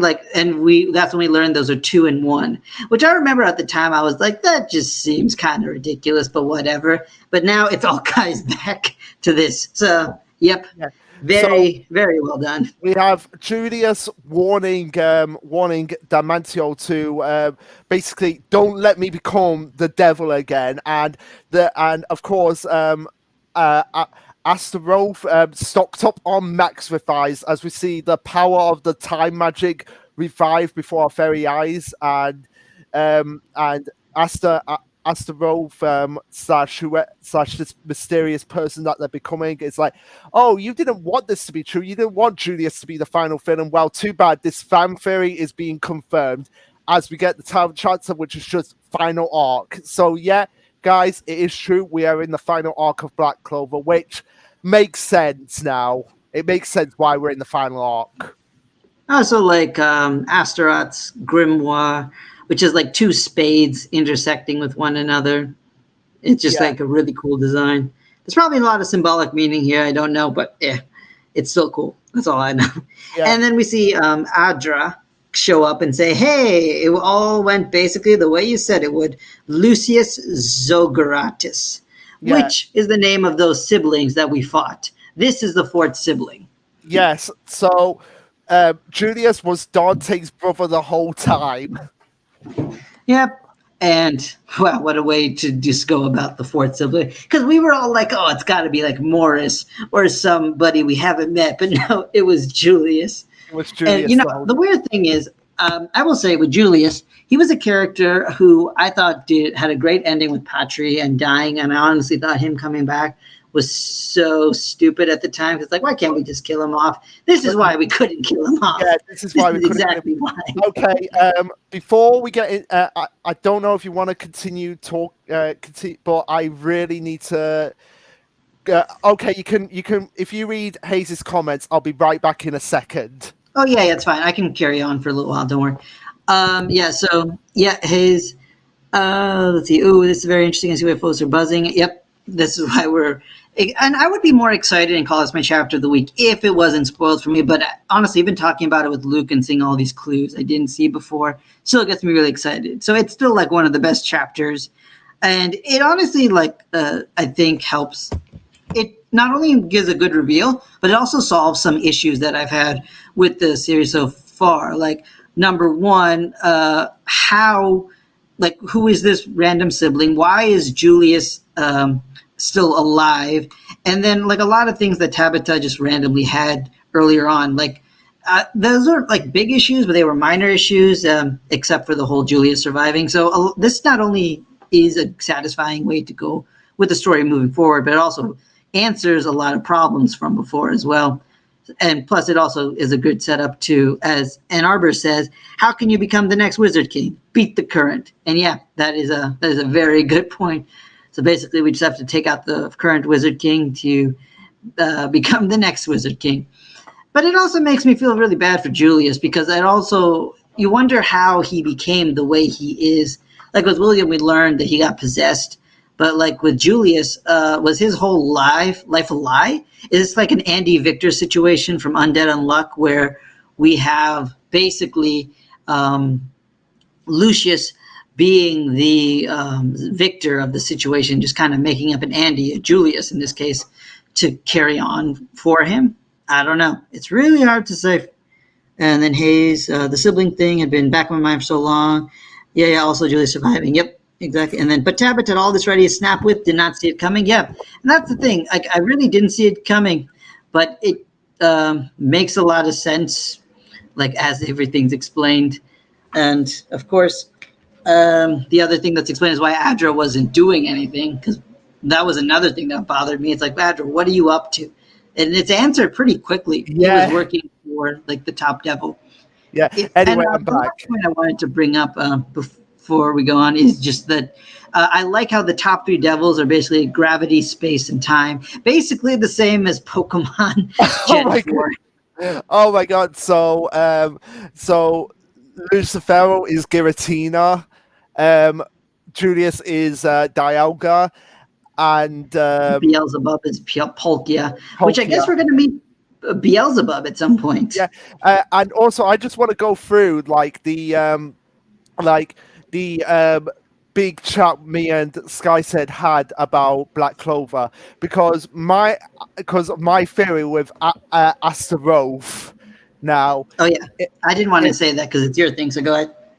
Yeah, I'm just trying to find it. Right, okay, so I'm going to go from the beginning quickly, just go through it briefly. So Julius is the final thing and makes so much sense now, which is what I said. And Sky said it's been a theory in the community for ages. He's pretty sure on that.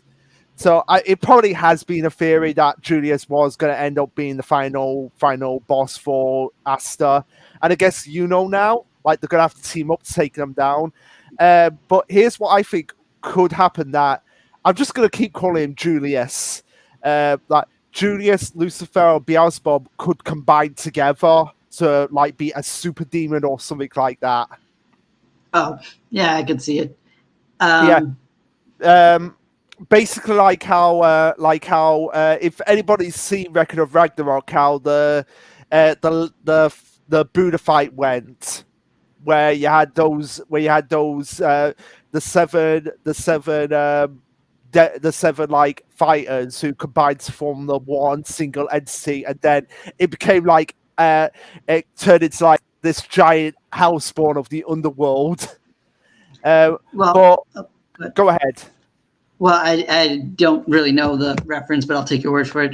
Since we're at the end of the chapter, the other big thing to discuss now is that we are on a hiatus for Black Clover as Tabitha plans out the final arc of the series. Which we'll have like an extra slot, and what we decided is for now not to necessarily replace it with anything because we get new series. So we'll just leave it open for new series that will come. Because obviously when new series comes out, we're obviously going to check out the first chapter and give our impressions on it. That's something we always do. And I had considered maybe potentially bringing Blue Box back with Black Clover on hiatus, but then I decided our streams already go on for a while, and I don't think we ever usually have much to say on Blue Box compared to other fans of the series. So I don't know if it'd be worth bringing it back. Yeah, it wouldn't be worth bringing it back. But yeah, here was one of my theories that I had. Like maybe Beelzebub is the skull outside Hutch Village, and he's simply stuck in limbo, kind of like how the first Wizard King was. Interesting. Yeah. And then Sky said, what if he was Asta's dad? I'm stretching here, but it kind of makes sense. Like, you see, I don't think Beelzebub is Asta's dad.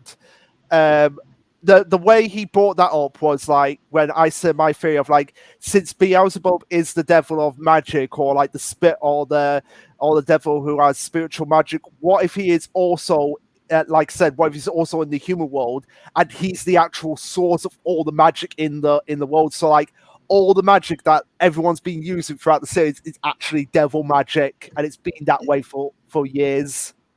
I mean, a cool twist, but I can't really rely on a theory based on fan translations, to be honest. No, it was. Yeah, fair enough, fair enough. But yeah, okay. But then again, I mean, it's fine if you think that it's a cool you idea. know, It's a really, you really cool idea, but since it's the official translation is spiritual magic, and Belle is technically a spirit, so maybe has devil magic. Because if you remember, like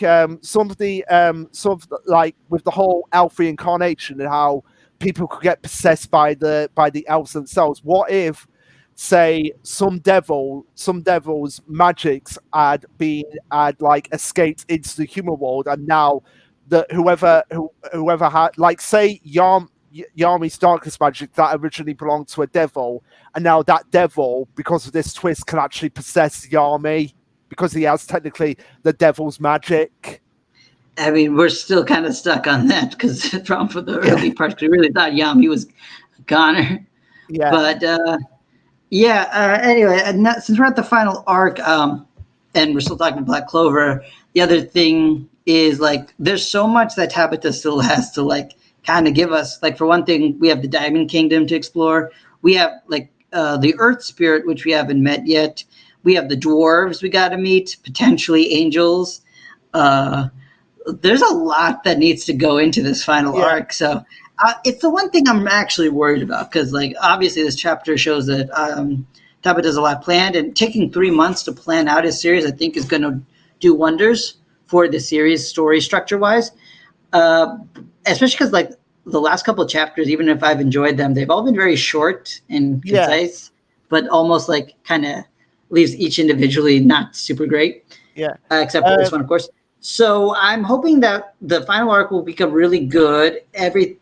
Most of the plot points will be tied in. There was a tweet I think I liked a while back that kind of explained like all the little things that Tabitha had laid out that we still have to get into, and it's quite a bit.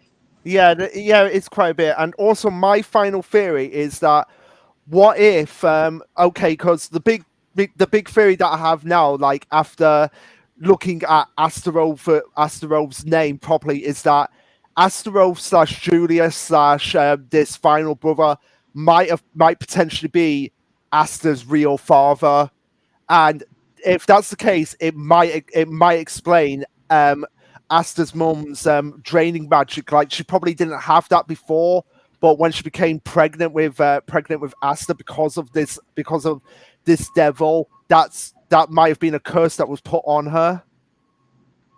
Hmm. I I wasn't sure if she had it since birth or not.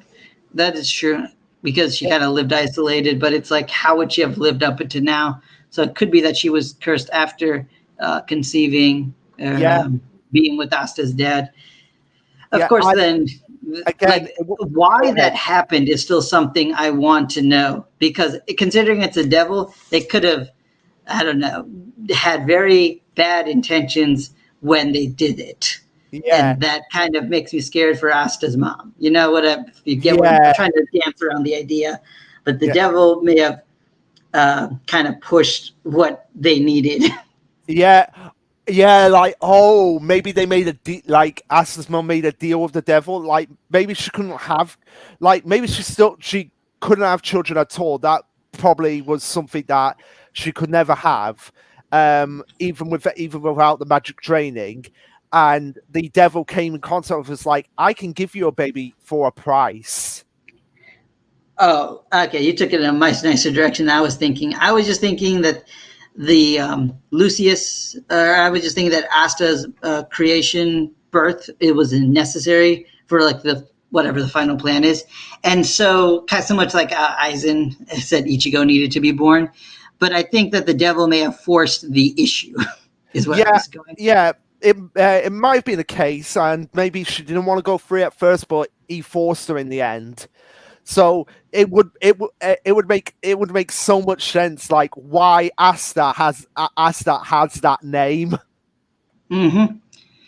So, yeah, sorry, I'm just trying to avoid using certain words, guys, if that sounded too vague. But basically, I'm Yeah, just saying consent may not have been involved.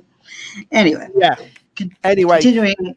Was there more to talk about Black Clover? Because I think, talked quite a bit about it. I think we talked quite a bit about it. I think we've laid out all our plot points and everything. But yeah, Black Clover on a 3-month hiatus, well deserved. Yeah, well, 300 at minimum. It sounds like it could potentially be longer. Could be, but it'll be back. It'll be back for the final arc. A lot of people are like worried how long. I'm gonna give this final arc, I'd say 100 chapters. I could see it honestly being even a little longer than that, because, like I said, there's a lot to discuss. So I don't think anyone should be worried about it. But at the same time, if the anime wanted to do like another short season, I think we finally have enough material. Yeah, and also as well, I feel like Tabata really kind of like underestimated because he said apparently he wanted it to be as long as One Piece. I feel like he kind of underestimated how much stress it would actually put him under. So I feel like that's why he's kind of being like, okay, yeah, there's no way I can make this as long as One Piece. Yeah, which I mean, we'll probably never know the full story of how his plans have changed while he was writing the manga, but I definitely don't think this is like a Dr. Stone situation where Nagaki had this like timeline planned out years in advance. I think this is the first time in a while that Tabata is like fully like sitting down and structuring out an entire arc, because I think he has the most of the general beats of his story well figured out, but not like the more smaller details. Now we can do that. So I think Black Clover's final arc will be quite amazing. Yeah, and I that whole theory about Julius Astra Rolf, I am 90% sure that is going to be revealed. Like he is Asta's real father. Yeah, I mean, Tabata does pick these names on purpose. We don't know a lot of the purpose behind them because you and I aren't very familiar with a lot of these German names and mythologies. But this is just like easy enough for the average reader to put together. And also, like other manga authors do it too. Like, yeah, I know you're still probably very early on in Eden Zero, so I'm obviously not going to spoil it for you. But Shiki's name has like important purpose, as I've learned. I'm like, I didn't see that coming, but okay. But also as well, look at Julius's hair. Go back quickly to page 12. Look at Julius's hair. Page 12. Okay, hang on. Yeah, on the panel where it says me. Yeah. Now look at Asta's hair. It is very similar the way it's structured. I think it still looks closer to his mom's, of course, but yeah, I can see what you mean. Yeah, and also the eye. No, the eyes don't. But also their faces kind of look similar as well if you really look at them. Yeah, I mean, I think at some point if we look too closely, it'll just be like art style. But yeah, I mean, I can kind of see it. Yeah, so 90% sure that Julius / Asta Rofa is Asta's real father. So yeah, that's all I had to say on that's all I had to say on Black Clover. So yeah, excellent chapter, Carl. If you're still here, I think we can do MHA for you now. Yeah, we can do MHA now. If he's not here, I'll just send him a link saying like, hey, I'll send him a quick memo that we're reading it now. Talking about MHA now. Yeah, there we go. So yeah, MHA. Let me get up the chapter. Okay, okay, I've got it up. Okay, cool.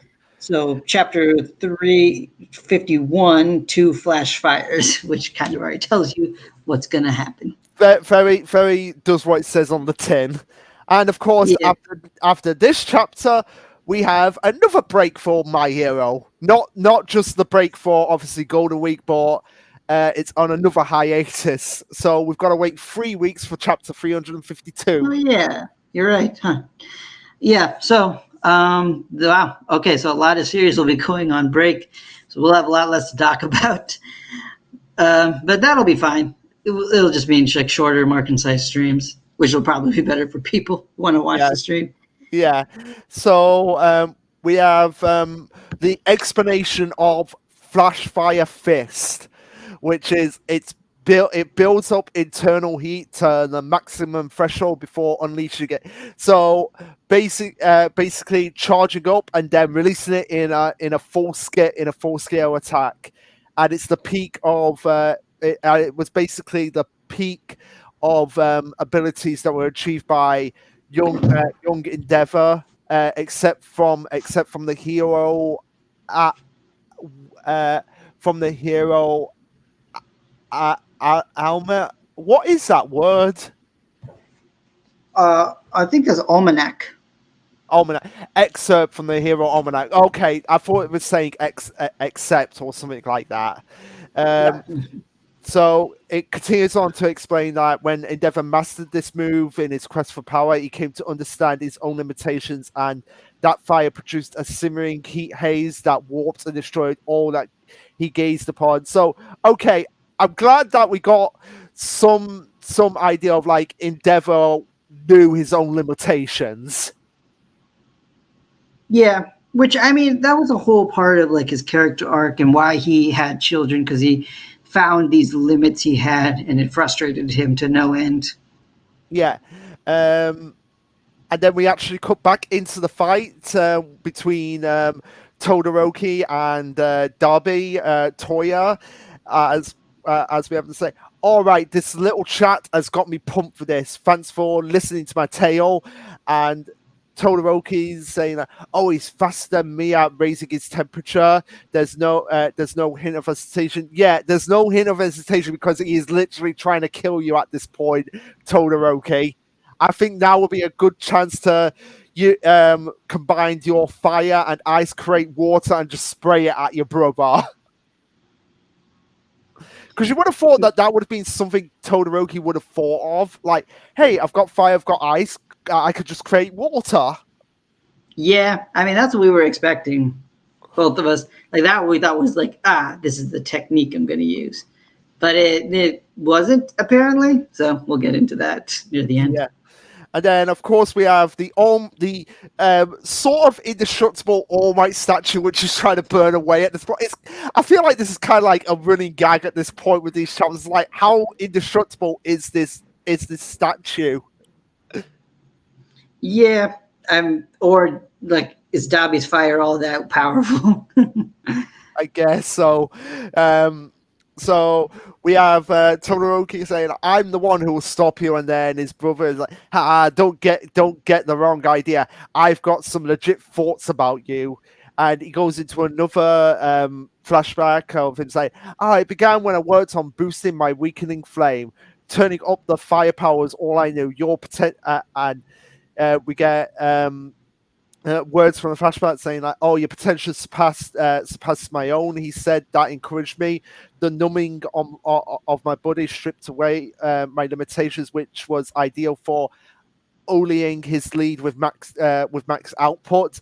As we get the technique name, Flash Fire First. But it becomes a new technique, which is Hell Spider. Now that is an awesome name for a technique. Yep, it really is. It just looks so cool. I could just imagine that when it gets anime, like this is just going to be like if you combine Koichiro's spider, Steel Spider with fire. So then we have somebody saying hot, which you're dealing with fire here. That is kind of redundant. But then the question like, oh, is that Endeavor's move? And we have Ida saying like, oh, so much thicker though, and so haphazard. And then he's like, oh no, Todoroki, and they were like, oh yeah, ready yet, Shoto? And like, yeah, I am. And as Todoroki is preparing to charge up an attack, Darby just sprints right behind him, and people are just like, "Oh, it's fast!" The spider was smokescream, and Darby's like, "Oh, one thing I've just got to ask you, Shoto, what's with that look? What's with the look on your face? While you were holed up at UA with all those scared little civilian, while you were holed up at UA with all those scared little civilians. Son of Endeavor, brother of Darby, Calamity, incarcerated, concentrated down to a boy-sized package. Basically, Darby going off on this spiel about, yeah, I want to burn everything. I want to burn everything. I want to burn the heroes down. I want to burn my brother down. I want to burn my father down, just to stick it to them. So yeah, he's completely become like a hellspawn fire demon at this point. Yep. Which oh, go ahead. Now that I think about it, Darby versus the main character from Fire Force, Shinro. Yeah, Darby versus Shinro death battle. I mean, okay, we're talking, because the whole series of Fire Force is over, for those who don't know. And Shinra, by the end game, is honestly one of the most powerful MCs I've seen in a bit. Unless, of course, you count, of course, the super powerful ones like Mob from Mob Psycho. But Shinra is like at like god tier by the end. Dabi is toast. Honestly, I think even Natsu from Fairy Tail still crushes most of the fire users here. Natsu's insanely powerful. Wow. Yeah. So, I mean, like, because you said, the statue was like, oh, the statue's barely melting. I see why you say that, because another anime, fire users are so strong, the thing would have obliterated by now. Oh, yeah. Good point. Good point. Let me just see if I've got any messages from Cotton. No, we haven't. So. No, that's fine. No, he might have had to dip out. And Carl, if you're watching this later, well, sorry, we just really want to talk about Black Clover when you were in here. But thanks for watching our segments afterwards. If you're watching. We have Darby continuing to go on and and calling his brother a feckless, half-baked puppet. You'll never make a damn thing of yourself. Basically shooting his brother down as he quite literally shoots his brother into a building with jet burn. Yeah. But then we have Todoroki's rebuttal to this by saying, "You are not wrong about me. I took the long way round and was full of doubt all the while. A half-baked dummy, that's me." And then we have Darby just being like completely bamboozled about like, wait, he's neutralized the heat. And Todoroki continues on by saying like, "Here I thought you were only focusing on Dad, but no, you were nice enough to take a close look at me. Glad to know it." And we get Todoroki, a flashback to Todoroki as he is developing Flashfire himself, but he's turned Flashfire into something more, and now it's a move that's been made to actually stop Darby as we get another flashback. Okay, too many flashbacks this week. Yeah, but like I was saying, I think the problem I have with Akane, like seriously, like with Black Clover, for example, like that was all Tabata just showing all the setup, which was absolutely necessary, and the way it was shown was also really cool, because if you can follow the details, it just leads to the reveal very well. And then even in My Hero, this is a series that's like 350 plus chapters now. So getting these flashbacks is not too bad, because it's still like, okay, this is a long enough series, you can flash back to stuff. But with the Kane, it's like you barely have more than a volume. Please stop using flashbacks as a narrative device. Okay, that's fair. Okay, but at the same time, just week to week, seeing all these flashbacks, it's just like you could make a drinking game out of it. You actually probably could. But yeah, I mean, I don't really drink alcohol, but you could probably. So we have Todoroki talking to his dad and saying, "Out of the 3 remaining heroes, you're the only one who has any hope of opposing All for One. Just as Midoriya has to face Shigaraki." Okay, it doesn't have to just be Midoriya on his own, Todoroki. I feel like that's kind of like a bit of an odd, like, yeah. No, I think that's actually Endeavor saying that. Okay, fair enough. But yeah, okay, so Endeavor's kind of like being like aware of like, yeah, Midoriya is. Oh wait, hang on. Actually, no, I might be wrong about that. Let me just read this. Then what about All for One? Out of the remaining heroes, you're the only one. Okay, yeah. So now that's Todoroki saying that. Okay, never mind. You're right. It's Todoroki saying that. Yeah. So Todoroki's being like, okay, my classmate is the main character. Yeah, which is funny because Deku was saying that about him earlier on in the series.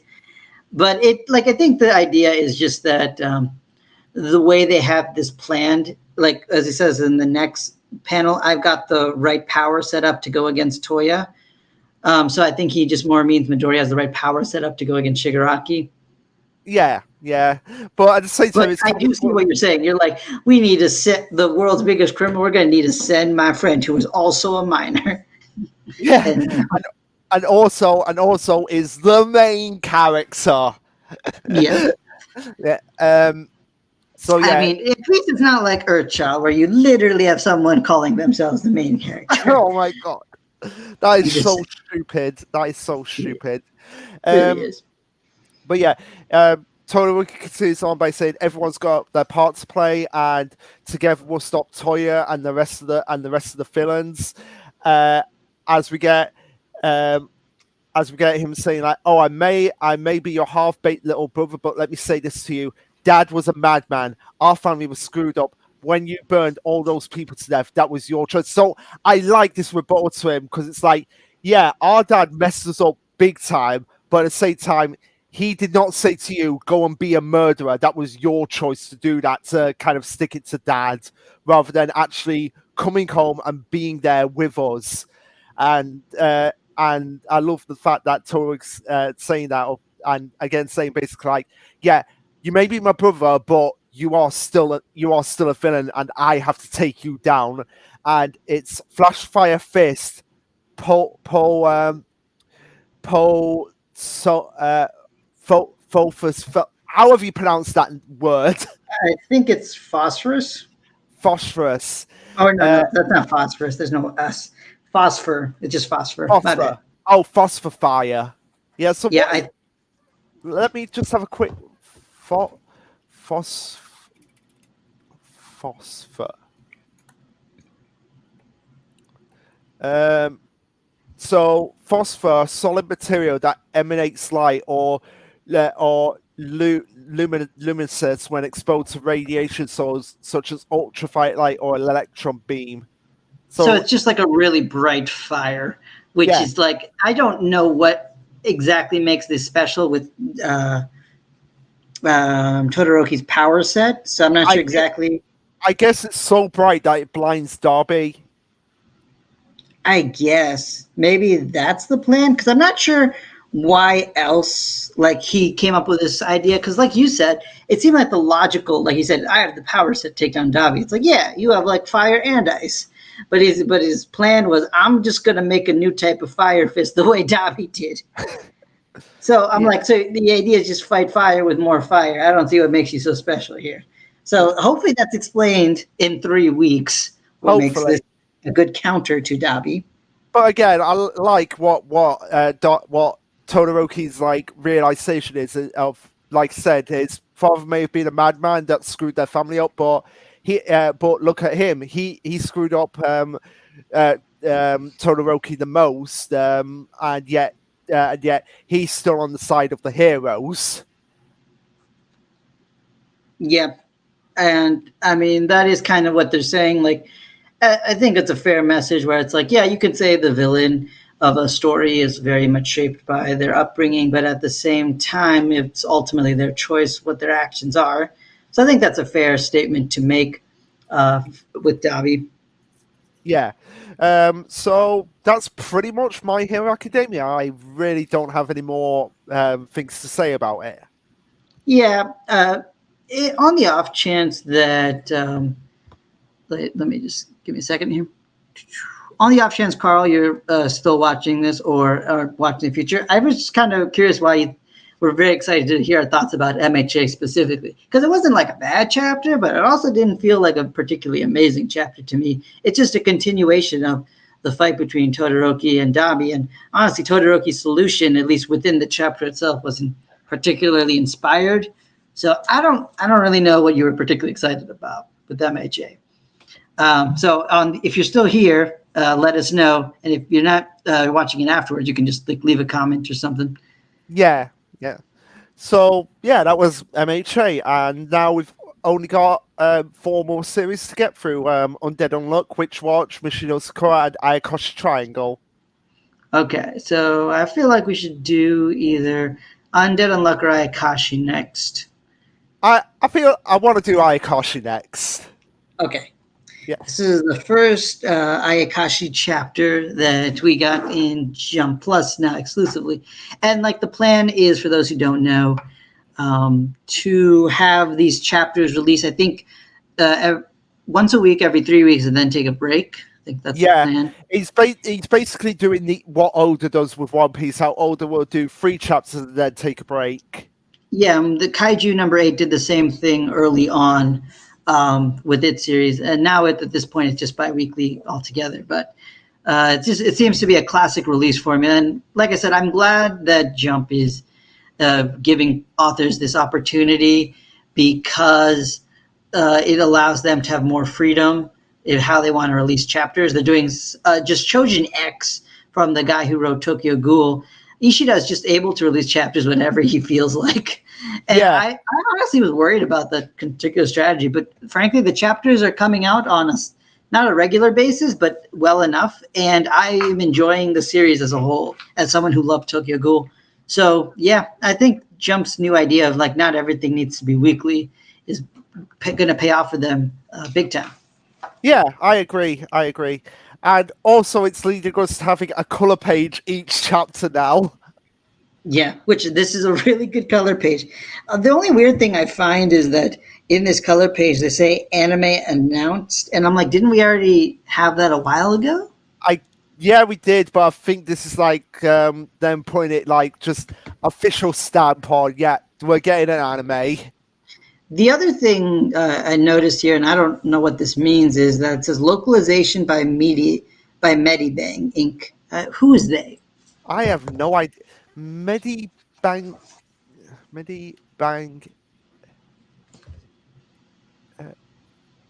Inc.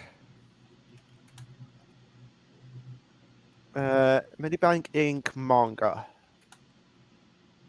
Yeah, I have no idea who they are. There's some group that localizes manga and are doing officially for Akashi. I guess the fact that they're credited means that this specifically means that Viz, the team over at Viz, is not translating. I'm not sure. I'm a little confused because the fact that they have somebody else makes it seem like, because for those who don't know, also the physicals are now being handled by Seven Seas. So it doesn't seem like Viz is basically at this point just they still have it on the website, right? Yeah, they still have it on the website, but they've just like stopped at the last chapter, so stopped at chapter 88, with not even releasing the two cursed chapters, quote unquote. Okay, so that means Viz they don't have 89 there. No, they don't have 89. No. Okay, so I guess Viz has like nothing to do with Ayakashi anymore, except for the older chapters, which they did translate. Yeah, and probably digital releases for. So I guess that's we're just gonna read this on Manga Plus as like one of the few series that over here isn't translated by Viz. Yeah, it's the only way we can works, do now. But I also don't know why they didn't do this for other series. They, I think also had the same similar situation, like Yuna and the Hot Springs. But I have no idea. Yeah, whatever. And also, as well, it's led to actually having a longer chapter this week. Oh, I didn't notice, but yeah, you're right. Yeah, it's a longer chapter, so this is actually a good thing that he's gone to Manga Plus, because it means he can basically make the chapters as long as he wants as well. Yep. So altogether, it seems like a good move, and plus an anime is coming out, which means that it'll sell well. I'm not. I guess the volumes in Japan are still all going to be fine. So it'll just have good sells, and it'll be able to release as wanted. Yeah. So I guess we should just talk about the chapter properly now. Yeah. So it's the obligatory beach chapter. Yeah, we always need one of these. It was a decent one. Didn't have much to do with the beach, but then again, that's not surprising considering the series. Yeah. So basically, the problem this week is that they haven't the beach hasn't had many customers the past few days, because it seems that the reverse spell that Nico made in one of the recent Witch Watch chapters has come into the Ayakashi world, because it's the middle of the summer, but everyone has the shivers. Yeah. Yeah. Which I don't know how that works, but okay. Yeah. So we have Matsuri and Suzu saying, "Oh, don't worry." To a shaved ice store owner, say, "Oh, don't worry. The special Exodus Ninja Force has arrived." And Matsuri and they say, "We'll take care of it." And they say it with such confidence, even though the store owner has no idea what they're talking about. Yep. They really don't. And that's not surprising, I guess. Yeah, that's not surprising. But I love this moment with Shirogane where they're discussing like, oh, could it have been the work of an Ayakashi? And they're like, if it wasn't, we wouldn't have been called. So, okay, Shirogane, I choose you. Sniff out the culprit. And he's like, don't treat me like a dog. And I love this moment, but it's like really confusing here, where Suzu says, "But Shirogane, isn't the job of the king to admonish Ayakashi you misbehave?" I'm just like, Suzu, you are the king. It should be you doing this. Yeah, that is very true. But also, I think this is just her way of trying to get Shirogane to comply because he wants to be Ayakashi king again. Okay, fair enough. And also because he wants the extra delicious dongo dumplings. Yes. Again, they reduced his character to such a comedic Yeah. pet. Yeah. So Shirogane, despite everything, is just like, oh yeah, it's over here. It's a faint Ayakashi smell, Ayakashi energy coming from here. And as they're climbing up a rock base, Matsuri is helping Suzu up, and Suzu, because now she's admitted that she doesn't mind Matsuri as either gender, is now starting to see Matsuri's woman parts. Yep. Which, yeah. I mean, Which it kind of carries over from what we learned about Suzu slowly awakening herself more and more. slowly This awakening. is her character arc. This is Yeah, literally her character. yeah, her character arc has gone from being a straight girl to a bisexual girl. Yep. I was going Especially to say being more sexually open, but yes, that too. especially when she says, "Maybe I'm just thinking about this too much," but Matsuri looks sexier than before. Oh my god! And then we have them basically finding where the seal for the Ayakashi was, and they're like, "Oh yeah," but it turns out that it's broken because in the Edo period, a local priest sealed the Ayakashi in the rock phase, and they released it because they felt sorry for it, and it turns out that this is a voice, and when we hear it, we know exactly who it is because we see the giant personality come in, which is Shadow May.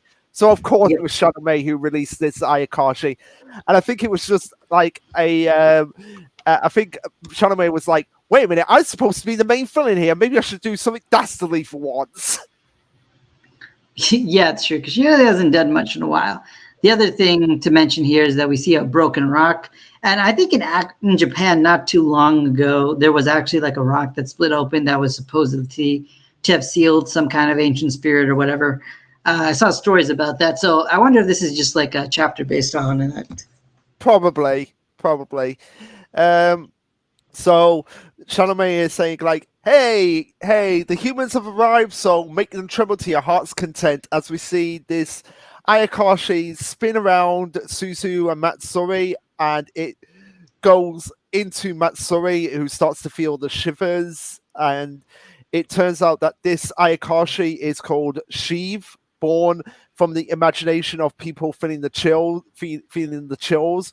Which, when I read this, I was thinking immediately of Shunsui's Bonkai from Bleach. How that when that was activated, everyone got the chills.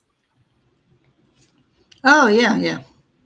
Yeah, yeah, and just going along with the chills aspect, we have Sheev going, no one, no matter the world or era, the sight of people shivering with cold is irresistible. And Matsuri is just begging this Ayakashi to get out of their body, and even using its using their ninja exorcist wind magic on them. They're trying to dispel the energy from them, but they're like, okay, I've got it, I'll get out. But it turns out that they get out and get into Matsuri's, how do I say this? Yeah, I was also wondering when I was reading this chapter. It's like, how do we explain this on stream? Listen, hey, Sky Zed. Hey, man, just so you know, we talked through about Akane, Durandra, Ayashimon, Black Clover, MHA, and now we're on Ayakashi Triangle. So you went through quite a few things. So feel free to leave any thoughts you have on those series. Right now, we're trying to figure out how to describe in YouTube-friendly terms what's happening with that. So we have Ayakashi was trying to leave Matsuri's body through other orifices. There we go. Just not their mouth. Okay. Or ears. No, I've got the way. So we have the Ayakashi moving out of Matsuri's body and into the place where babies come from. There we go. Yep, that'll work. There we go. And Matsuri is like, oh, what are you doing? What are you doing going in there? And Shadome is like, this is great because if Suzu sees Matsuri in this miserable state, it'll make their love for Matsuri diminish, and so will the power, and then that's when I can take over Suzu's body. But of course, this being post Suzu realization, Suzu is actually getting excited by this. Yep. So this throws off Shadow May a lot because it's like, wait, why is watching Matsuri in agony getting you excited? Yeah. As Senku would say, Suzu, this is not the time to get excited. Yeah, and science about this. Yeah, and thankfully, Shirogane like, okay, yeah, you're being shameless again. Stop being shameless. Compose yourself. Matsuri's in trouble, and then Suzu's like, "Oh yeah, you're right. Activate powers, and this is where, and we finally get the Ayakashi moving out of Matsuri and backfiring and moving into Mei herself, which I guess defeats Mei at this point." Yeah, which I mean, I don't think Shadow May's plan really was about like how hard this would be, but I don't think she was expecting Suzu to respond the way she did, and nor would any of us before now. But then the other thing is, I think Suzu's also in this chapter awakening to her more sadistic side. So then we have Shiva say like, "Oh, it's my first time I've been free in a long time, so I kind of overdid it a little bit." Yeah. I think it was more than a little, pal. Yeah, and then Shanamui is like, "Oh, you'll pay for this," but Matsuri is like, "Hey, you reap what you sow. You kind of brought this on everyone," which is true. Yeah, and as we see Suzu getting worried about Matsuri, they realize, oh, something's leaking out of you, Suzu, and we have Chibi Suzu appearing, which when I saw this, I was like, oh my god, I can just imagine what's going to happen next. Yeah, I like how little Suzu basically says, and yeah, we kind of skipped over the joke of the leaking thing, but I think that's smart. Okay, so Suzu, little Suzu basically says, I don't like being a part of you, I'm running away. And so this is kind of interesting because when we saw at the end of the last chapter that Tiny Suzu has been having some problems with Suzu for some reason that we don't know about, but for some reason after the time travel shenanigans, she had some issues, and it seems that we're gonna, I guess, have an arc with her. And I Yeah, think Shadow is going to be involved because she's going to try to win over little Suzu. Because if they team up, then they'll become, 2/3 of Suzu. Now, if this yeah, series was like, if I was afraid of this series getting axed, and I'm not because we have an anime and everything and this new schedule, but if I was worried about it, I would think, okay, so what could happen is Shadow May could take over little Suzu, and then Suzu will have to take on like a even more powerful Shadow May with the power of two Suzus, effectively against yeah. her one. I But I don't just think that's going to happen. Yeah, I'm just looking at some of the comments here, and the first one, Suzu is a normie anti-Yuri and doesn't want to be part of a cultured person like Suzu. Oh yeah, you just reading those comments. Wait, are you on the Viz website or are you on the Manga Plus app? I'm on Manga Plus. I'm on Okay, Manga because Plus. yeah, that's the top one. You can see mine like two under that. Let me see. Inner child leaving is a complete loss of innocence. Yeah, because I think that's kind of what this is supposed to symbolize in a way, where it's like, okay, the child in you is leaving, and that's because you got way too adult. You got too adult. The child is like, I'm out of here. I don't need this. Yeah, the series is getting bolder day by day. Yeah, I sometimes leave comments on under the name Rick said, if you guys ever want to see it on Manga Plus. Sometimes Viz as well. Yeah. Oh,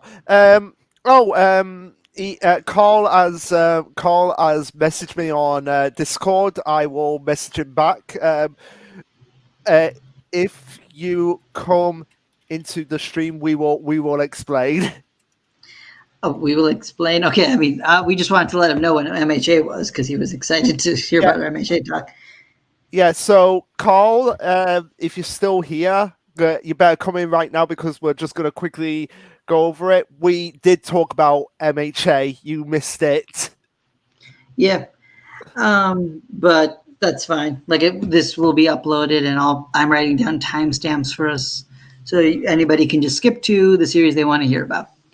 Anyway, that was Ayakashi, and I guess the next is a little Chibi Suzu arc, which will Yeah, be interesting because we and really also, only spent one chapter with her, to be honest. So, yeah, or one or two chapters. So we should really get more from this character. yeah, and also interestingly, I this is because the schedule's changed. Yeah. Oh, I am still on the stream. I'm just reading what Carl says. I'm still on the stream, just waiting for MHA to be discussed. Okay, Carl, we've discussed it. I know you're on the stream. We've discussed it.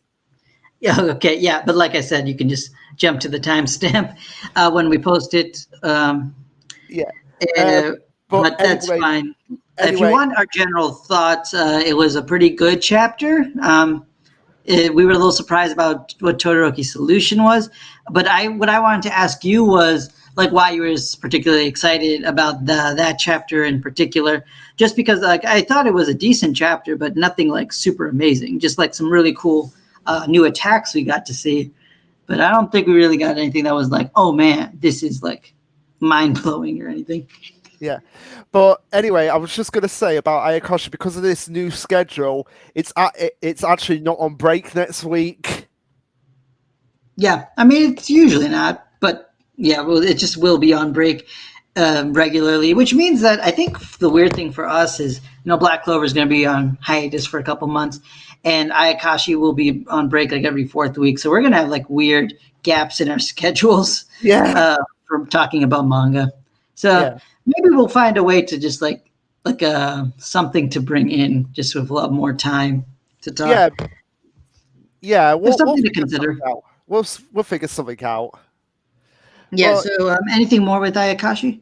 not really. I'd like to do Undead Unluck then. Yeah, That's all we'll I'm do on saying. Dead and Look. Yeah. So I really did like this flashback that we got with Rip and La,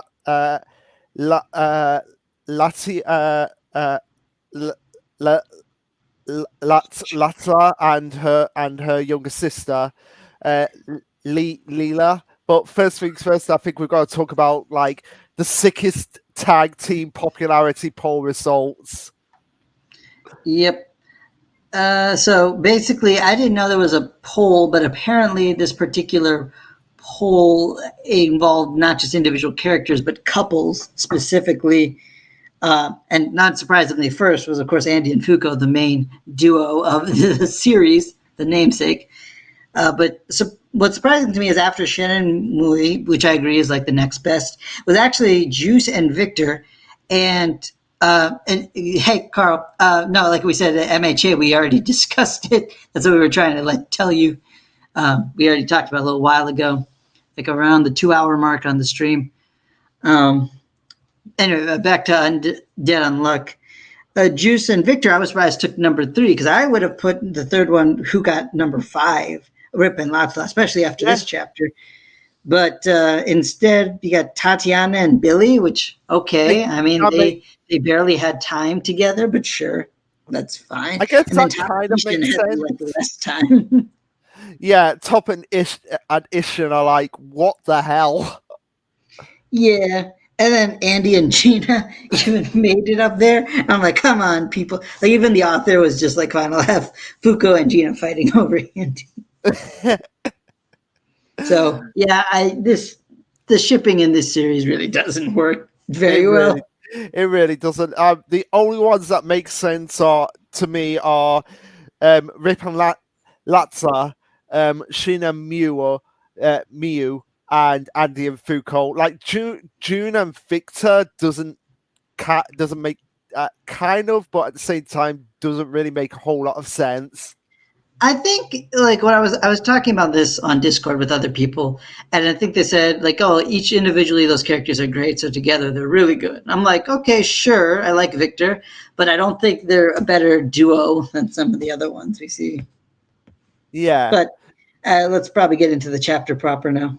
Yeah, well, yeah, let's get into it. So, like I said, it's mainly a flashback for Rip, which is something that I don't think we got before, so it's kind of nice that we kind of did, though. I guess we can talk about it a bit now. So we did know what Rip's main motivation was. Like, we know Latila's sister is someone important to him, and he operated on her, but it didn't work because of his ability. And then also on top of that, we kind of. I think we also kind of knew what their professions were. So my general thoughts on this chapter is I don't know if I learned anything too new except for one or two things, which I'll get into when we get to those parts. Yeah. So we have them starting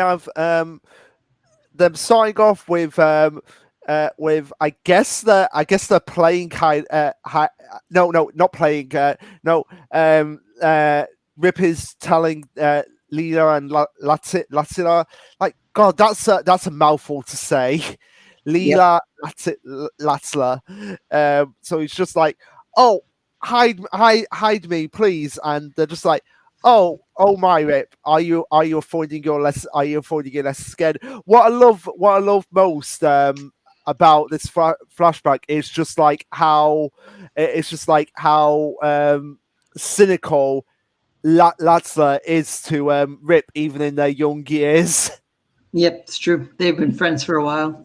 Yeah, but at the same time, Latza's just like, oh, he's that one that, oh, he's my friend, but at the same time, he pisses me off all the time. Which, to be fair, is how some friendships are. Yeah. So Rip's just like, oh, the reason why I'm hiding is because piano, painting, all of it. That's just useless to me. And Lena is just like, oh, but nothing is ever useless. And we see one of, I guess, the bosses of Rip's father. Is it his father? That's right. Your father is spending good money. Yeah. So it's Rip's. I guess the boss of Rip's father saying like, oh, young master, how many times must you run off before your lessons? I know you're out there I know you're out there somewhere. And we have Lena apologizing to Miss Haman, which if you change that to you, it would be human. Oh, interesting. Yeah. so we continue on with Rip. Oh, I see why Latia is cringing in that top panel because Rip hid under her dress. Yep, that was pretty funny because I was wondering why she was so mad, but it makes perfect sense after you see it. Yeah. And of course, he deserves a slap after that, which is what he gets. But he's more like, "Oh, come on, can you blame me? There was no other place to hide.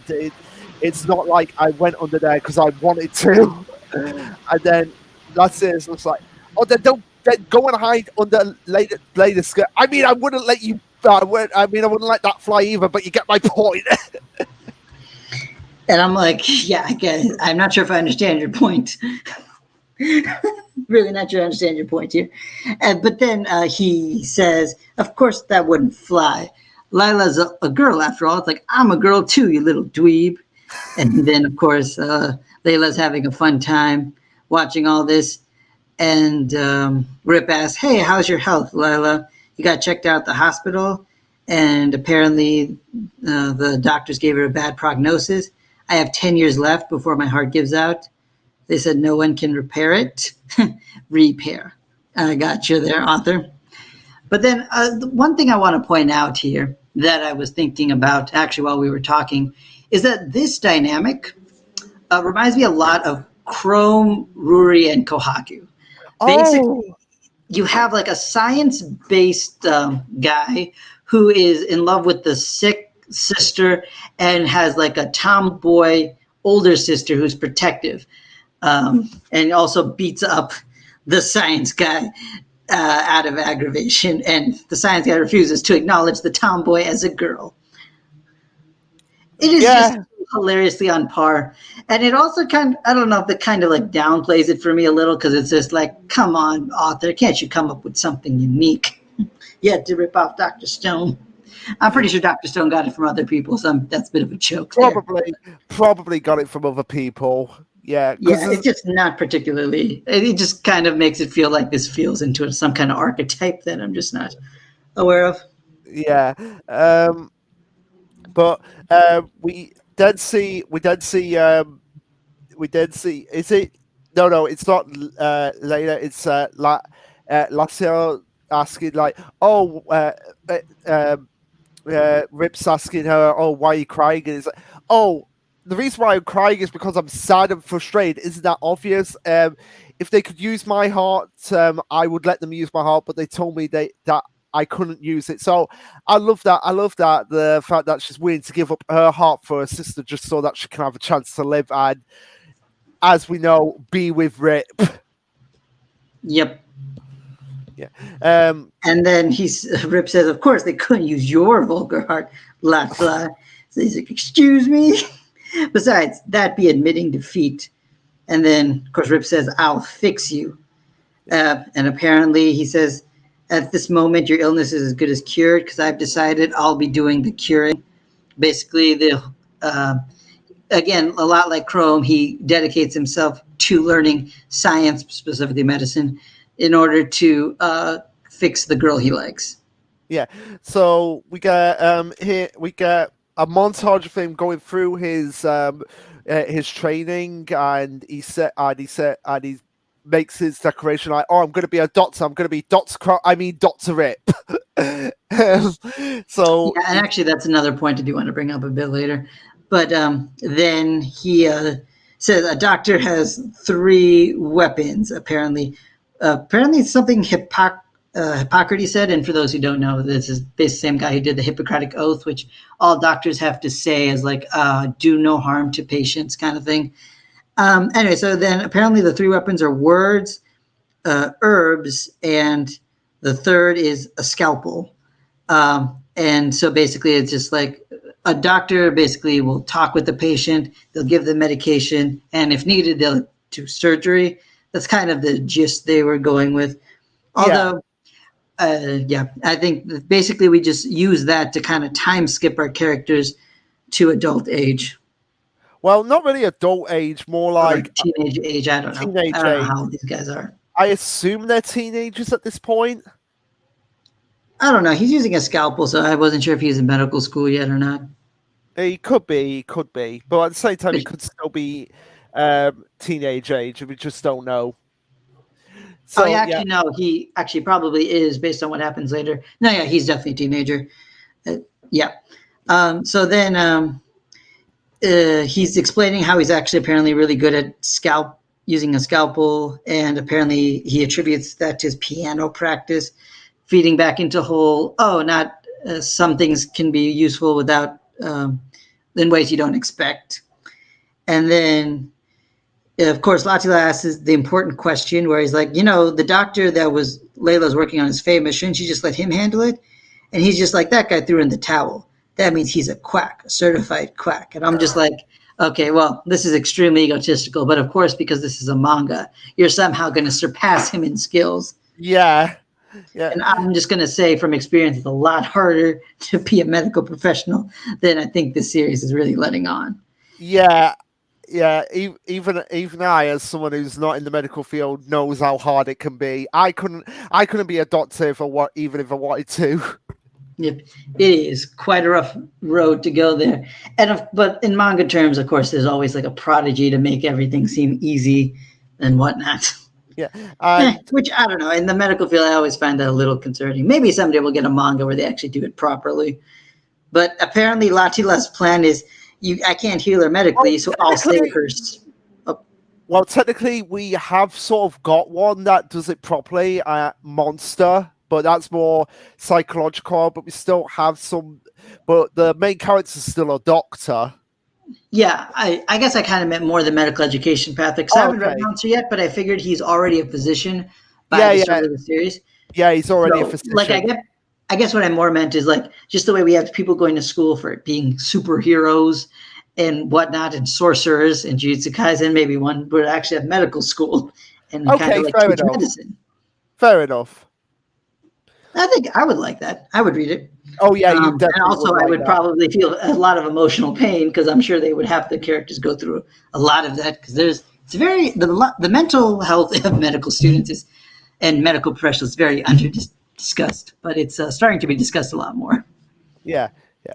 So of course, Latia is like, oh, since I can't heal her medically, so she's giving up on medical science and going for the spiritual aspect instead. And I'm And with Rip here. That is just hilarious and stupid. yeah, and Latia's like, hey, I'm a fortune teller. I'm a fortune teller. That is, and it's a legitimate form of statistics with vast amount of history and data to its name. Okay, Latia, most of the time it's cold reading. Yeah. I'm sorry to burst your bubble, but most of the time it's cold reading, and the only way you get results is because you know information about the people from speaking to them beforehand. Yep. So yeah, this I don't know. I'm just gonna leave this to the author's like crazy universe, but this is just dumb, especially with how it comes to be. Because skipping ahead, she basically says Rip will have bad luck, and he steps in some, I guess, bird poop, and then they just argue a little bit more over that, and we skip forward in time. And so here, this is where we learned that Rip apparently got his medical license at 18, because of course he did. And also, this is how we know he's a teenager, because he was younger than 18 beforehand. Yeah, And apparently, the man said to have healing hands of God, Mr. Rip Tristan.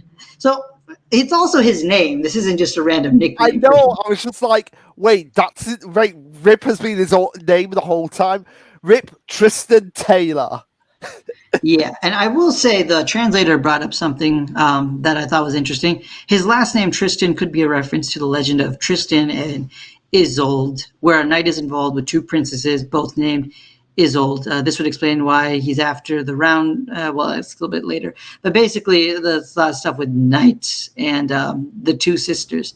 So there's some inspiration here. So that's pretty cool, author. But like, also, that's a really dumb name.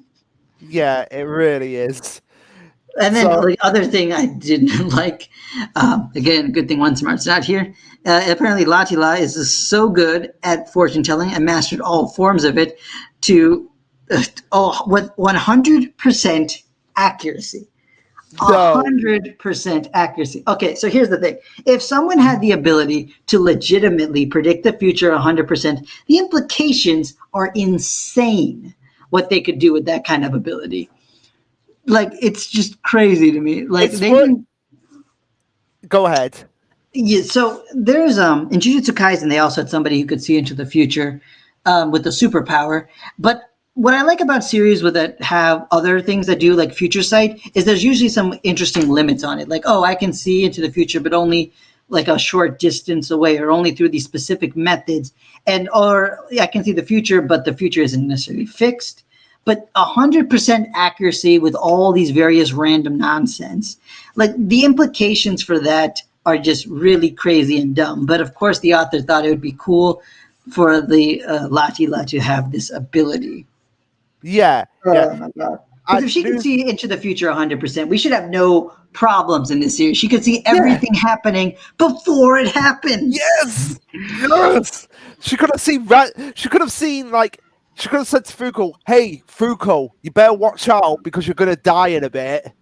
She could have said, "Oh, hey, Rip, we're about to awaken to negator abilities, and my sister will die from it." Like it is like the author just likes doing cool things but never thinks about the implications. And there's like another thing that where it comes down to a bit later, but that was like the first big gripe I had. Yeah. um, Um. So then we have Leila talking about, oh wow, they're both amazing being on TV, and it's like, oh, but my feature was 5 minutes longer, and Latia's like, yeah, well, my feature is being broadcast on multiple stations. So again, look again. Despite our gripes, love the back and forth between them. Like, oh, oh, I was longer, but I was on more stations.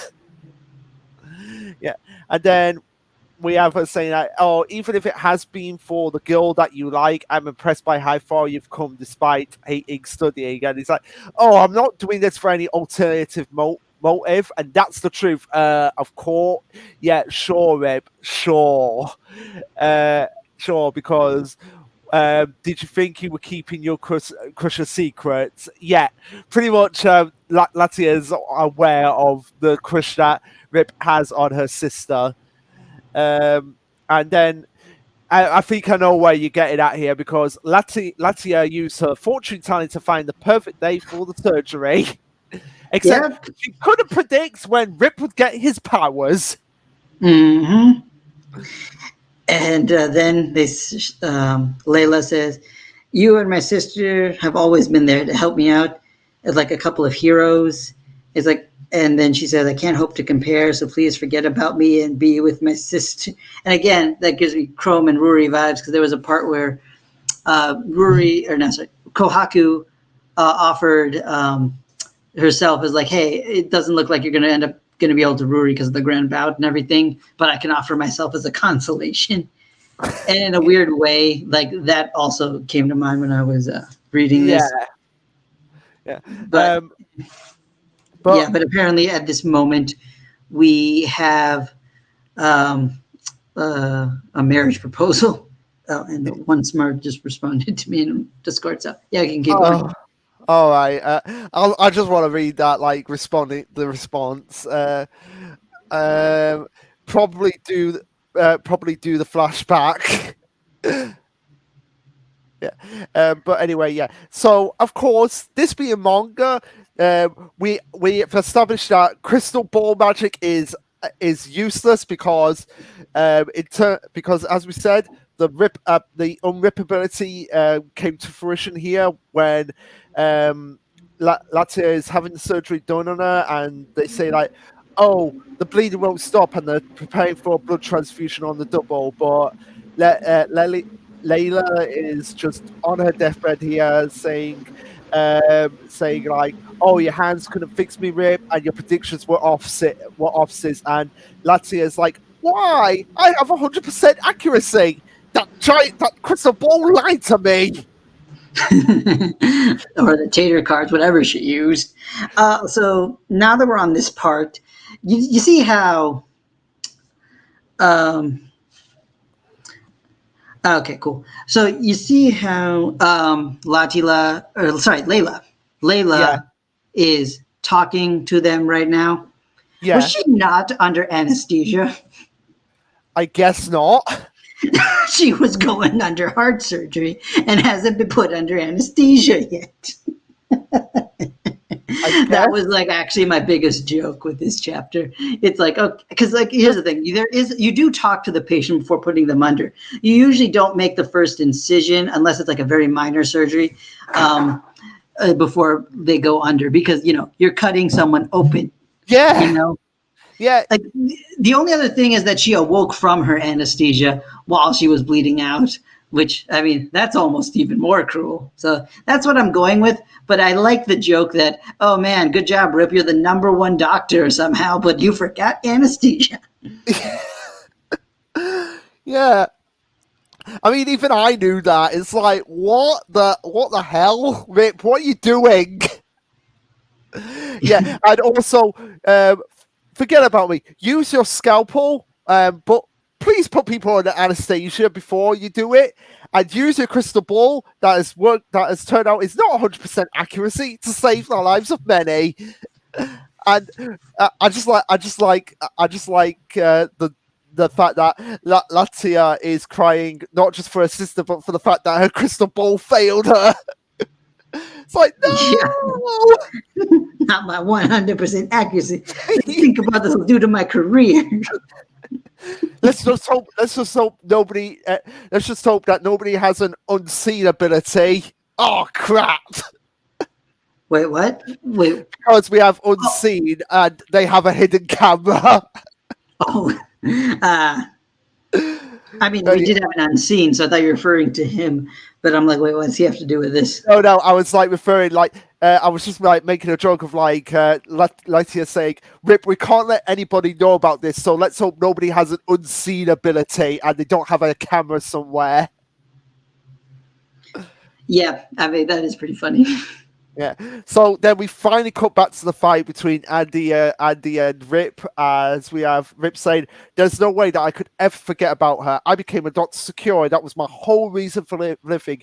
And slaying God and Ragnarok, I don't give a damn about any of that. And I couldn't care less about a world that she's not in. So the things you do for love."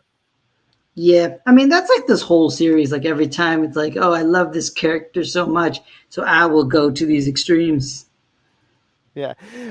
So then it turns out that the Ark is actually the Round Table itself. So that's the big reveal in this chapter, which makes sense because I mean, what else could it be?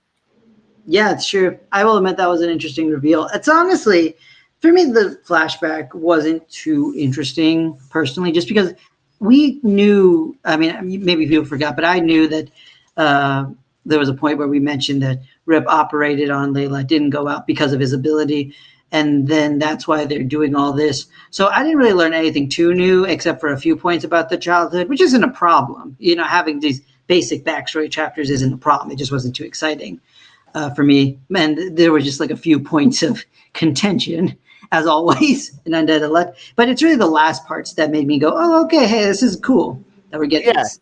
Yeah. And the big point of like how to initiate the loop is actually revealed as well. Of like you need points, whatever these points are. Like that's something that we need to find out as well. It's like, is it life points? Is it house points? What is it? Yeah, and I think that's why I'm glad they brought it up, because when Juice brought it up the first time, I'm like, what do you mean points? So now I think we're going to get those explained. Probably not by Andy. I don't think he knows anything about it. But maybe Victor is going to come into play. That's my prediction, and he'll explain. Because we need the point system explained, because I think they'll be important for what goes on forward. Yeah. So, and of course, rounding out the chapter, Rip brings out his scalpel and is forcing Andy to hand over all his points because he wants to ride the Ark and repair Layla one more time. Yep. So next chapter, more of this fight, and I think Victor's going to come out. That's my prediction, anyway. Yeah, and I really don't have anything else to say on Undead Unluck. Yeah, it is so turns out to be quite the series with very cool parts, but also parts that make me go, but why? Why? Why? So yeah, we've only got two series left: Witch Watch and Mission Sakura Family. Okay, well, which do you want to do? Uh, I'm not bothered because I did like both these chapters. Okay. Let's see. I think I liked Witch Watch more, so let's save that for the end. Yeah, yeah. So Mission Sakura Family. Yeah, it basically it's the conclusion to the fight, and it's not going to be that big a chapter when it's titled chapter or mission 127. Idiot. Yeah, yeah. Obviously referring to Koricho.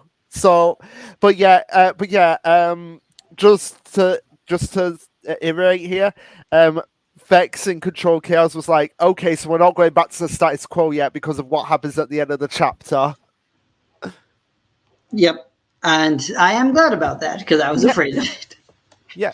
So chapter continues basically from the last chapter where Tayo is grabbing a hold of Koricho, and we just get this explosive flash of light, like that could blind someone if they got too close to it.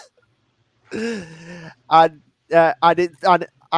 oh, I've just realised something. Like the flash of light was so bright that it ended up blowing away a rock, and like Shinzo and Nanano had to hold it up.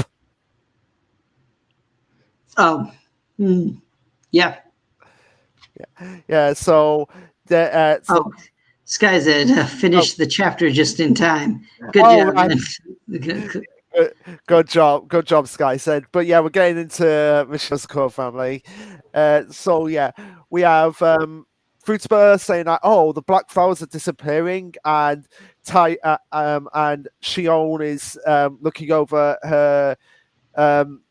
her data and saying like, Tayo Simone activity increased. Creature's vitals became more stable. So, do you think that now Koricho and Tayo are sort of like connected? So if one dies, the other dies. I mean, at this point, I'm thinking that there's just a healing factor that Tayo has to dispel this ability. I don't see a specific connection, but I could also see it happening. So And because it just seems like weird. Like, Tayo's Simone activity increased, and which made Koricho's vitals become more stable. It just seems like now they're connected in both heart and soul, for lack of a better word. So if one dies, the other dies. Yeah, I think it's still just Tayo's ability, just fixing Koichiro myself. That's how I read it. But it's an interesting interpretation. Yeah. I don't think Skazet agrees at all. Yeah. Let me just read this. No. I just said no. No. Which is fair, man. It is very fair. Okay. Very fair point. Yeah. What I also find funny, though, is Shion's phone is just like able to diagnose all this. He literally said, "Oh, it's completely gone. Your vitals are all okay now." And I'm just like, man, this is a cool phone you have here. Yeah, but it is. That's fine, Catcher. Oh, that's no, Skies. We don't need that. That is not where Luke was going with this. No, none of that. We do not need that. Koricho already gives us enough of that with what he does with his steel spider in the series. Yeah. Mm-hmm. Man, it's just, it's inevitable. Yeah. Anyway, so then Koichiro is basically all healed up, and Futaba walks up to them, and she's just standing there for a second and just smacks Koichiro straight across the face. Yes. He deserves that. He does deserve that. But my favorite part of the chapter is actually right here, where we have Koricho genuinely apologizing, and Futaba saying like, I'm not the one you need to say this to. I'd really like to beat you to a pulp, but the person you should be apologizing to isn't me right now. It's actually Mutsumi. And Mutsumi arrives in the Yosakura jet helicopter car thing that they have. We see Karicho, I just love Karicho's like facial expression before Mutsumi gets up to his like doesn't have to say anything, but it says a lot of like him probably being like, oh my god, Mutsumi's gonna give me an earful right now. Yeah, but of course, this being Mutsumi, she doesn't do that, and she just simply hugs her brother and is like, Karicho, you idiot. I won't forgive you for this ever. And he's like, yeah, I know. In trying to protect our family, I ignored it. I almost subjugate you to the same pain again. And I'm sorry for that to all of you. So I like that Karicho has actually been like, yeah, this was dumb of me. I shouldn't have done it. And because of it, I nearly caused another tragedy in the family. And I'm supposed to be like the one who's looking out for all of you. Yep. And I mean, it's a good character moment for him as well. And no, Sky said we don't need the bondage. We don't need it, Sky said. We really don't need it. Anyway, continuing on. So we have a good family moment. And honestly, when I was reading this chapter, I'm just like, okay, so much for all those like death flags that they were raising for Koichiro this whole time. And I don't, even if this was how it ended, I don't think it necessarily would have been a bad thing. Because I mean, on one hand, you could say, do what everyone else was saying with like Black Clover. It's like, oh, this series will never actually kill anybody. That makes it bad or whatever. But the thing is, I think it still kept the tension in the fight that we were seeing. Like the entire time, we weren't sure if he was going to make it out. And I think that is why it was still worth doing all that setup. Because this big fight between Taiyo and Kiricho should be a tense fight. And we got it. Yeah, we did. We really did. And also as well, like, well, here's the thing. At least Michino's Code does kill off characters sometimes. Oh, like, well, yeah. Like side characters. Like, yeah, but yes. But and not even just like I'd say important characters to that to a particular character, like Ai's adoptive father before being adopted into the Yotsuko fight disintegrated right in front of her. Oh yeah, I mean, I guess I don't consider him a major character, so I meant side. Okay, because like I was also because the biggest character I could think of was that girl on the train. Yeah.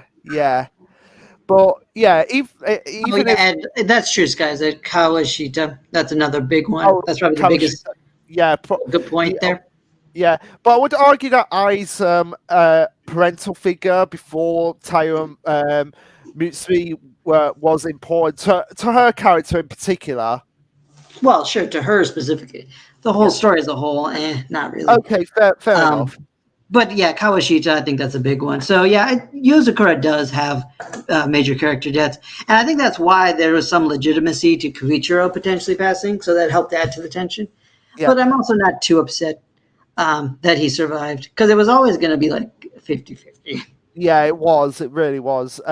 So now that Karicho is all right and he's apologized, everyone's like, "Well, we're accustomed to being manipulated by you, but for now, you're going to be punished, and you're going to be punished in a variety of ways, especially for what you did to Ai in that one bonus chapter. I'll never forgive him for that." But yeah, Futaba wants to use him as a training dummy for a month. Nanano wants to try some drugs on him. Shinzo wants him to be a mannequin for gunpowder tests. And Shion wants to beat him in death matches for a month. And of course, Keigo being Keigo wants to put... That is going to be the funniest thing ever, because it's going to be like the most humiliating thing ever. Put Karicho in a dress. I do like how it's like there's like a punching bag, deadly test, gunpowder testing, and some endurance death matches. And then Kengo's just like dress. And it's just like, oh no, that is the worst one, Kengo. That's so cruel. Yeah.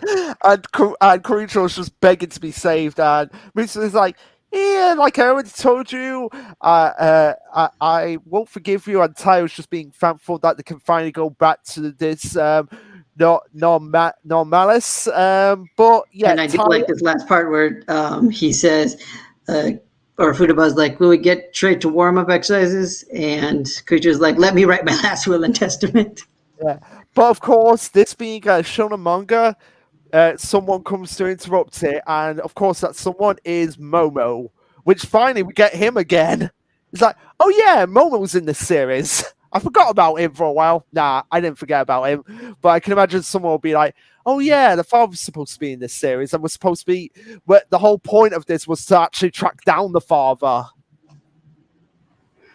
Yep. And as we saw like earlier on, it was the dad who initially was the one who gave Taya the hint that, hey, is Koichiro really just doing his usual runaway thing? So he knew a lot about what was going on. So I'm very interested to see what the dad will do next time. Like, will he have a full confrontation about why he did what he did? Will he like fight them straight up? I have no idea. Yeah, and also the fact that he's crying here makes me feel like, yeah, there's something going on with him. Like, is the father actually going to die? It's weird because the way this chapter ends makes me think that someone could potentially die next chapter, but I'm also not holding my breath considering Koichiro survived. Yeah, yeah, but that is something like I have no idea. Like, is it going to be to do with Kai? Because we're still debating, is Kai an actual villain that we're going to have to face down? Oh yeah, I mean, hopefully after we deal with Momo. Oh, you think Momo is going to be like, let me reveal the identity of the true villain? It's Kai. It's Kai. Cool. It's Kai the whole time. But no, it'll be even cooler if it's like, let me reveal who's really behind this, and then Kai just comes out of nowhere. Oh yeah, just teleports behind. Yeah. Oh man. I'm really excited for the next chapter. This was a good chapter. I think it's just the only like quote unquote bad part is just kind of like a very. It initially looked like it was going to end with a simple return to normal, but it didn't. So I think that still makes it good. Yeah. Also, Sky said that was an important character to I, but not important to the story. Okay, fair enough. And also, the father coming to them threw me for a loop. I'm really interested to see what his backstory is and what his true plans are. Yeah, I am as well, because I feel like we're going to get like hints of it. I don't think we're going to get the whole true plans yet, but just various hints of it. Yep. And let's see, anything else for Yozakura? Not that I can think of. It, like I say, it was a good chapter, but most of it was just reaction shots. Yeah, true. But it's well drawn reaction shots. Yeah. Okay, I think then we only have one more series left to talk about. Yeah, Witch Watch.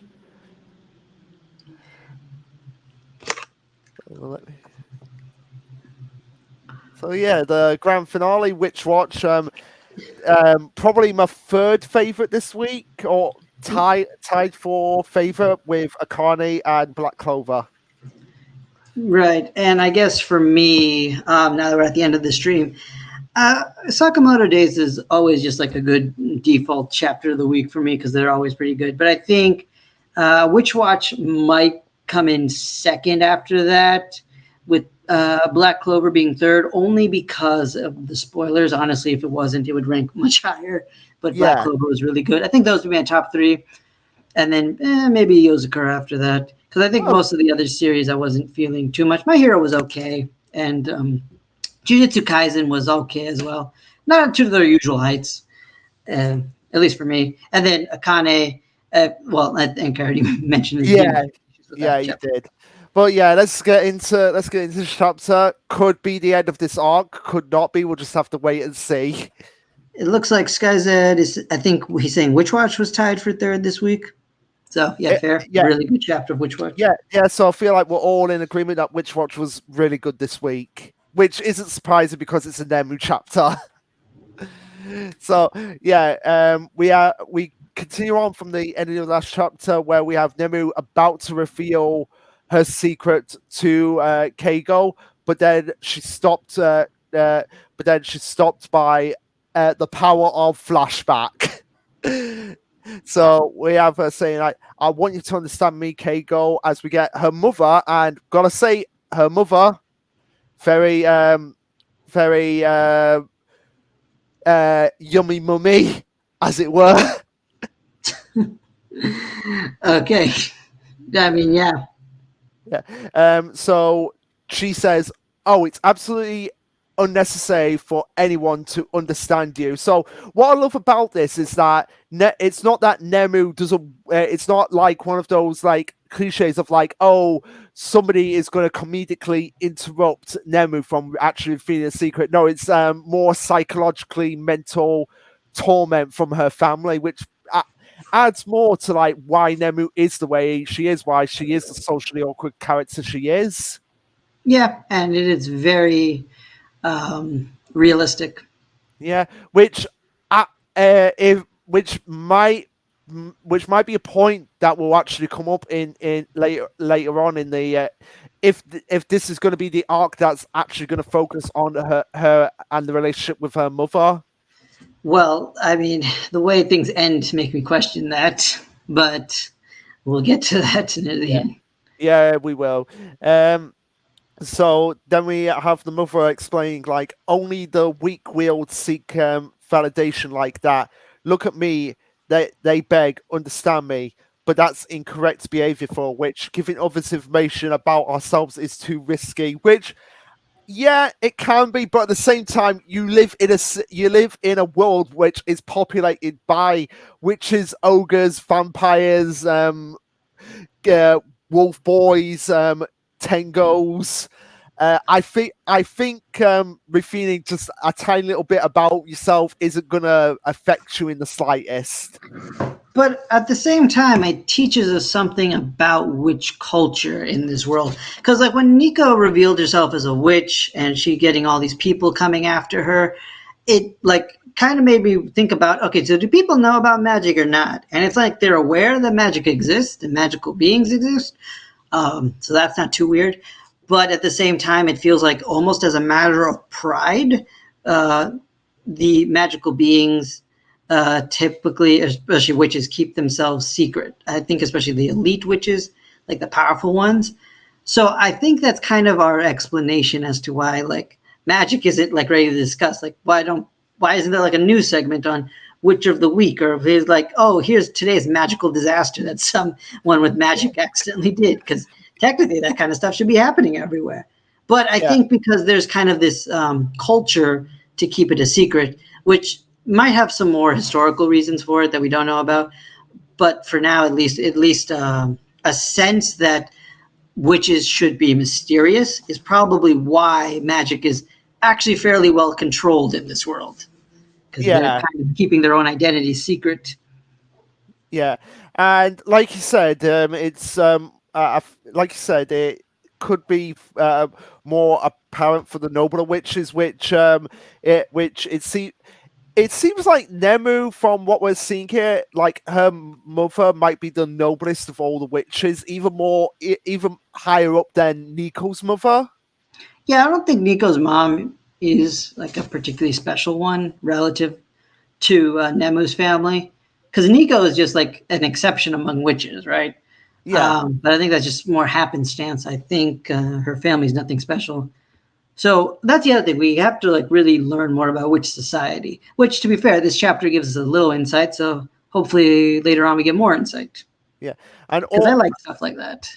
uh, and also as well, yeah, yeah, also as well, going on with the chapter, um, we have Nemu's mom basically saying to her like, "Oh, you mustn't let them know who you are, but the problem with you, Nemo, is that you're far too emotional, and that is a problem that is a problem, and it's something that needs to actually be addressed, because suppressing the emotions like this is just going to lead to more disasters, as we've seen with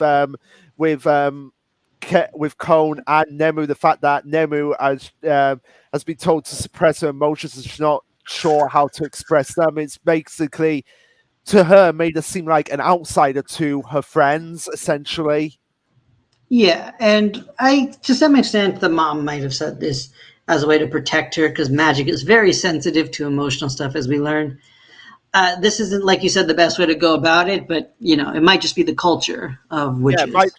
might just be the culture, and I think by the end of this chapter, it might be a case of like Nemu is gonna just tell them, and then that they might actually go and be like, "Hey, we're gonna tell your mom right now that she is wrong." Okay, well, maybe we don't need to do that. That'd be kind of awkward. But I do like how she says, "Oh, Nemu, you're so emotional. Keep yourself in check, and your magic a secret." And then after she agrees to it, she literally like just beams and smiles and hugs her daughter. And I'm like, "Okay, you seem I, pretty emotional yourself, young lady." yeah, well, older lady, but She I've got really to doesn't say, look that old to me. That's the thing. she might actually be older than we know. It might be Oh she's yeah, using because magic. witches.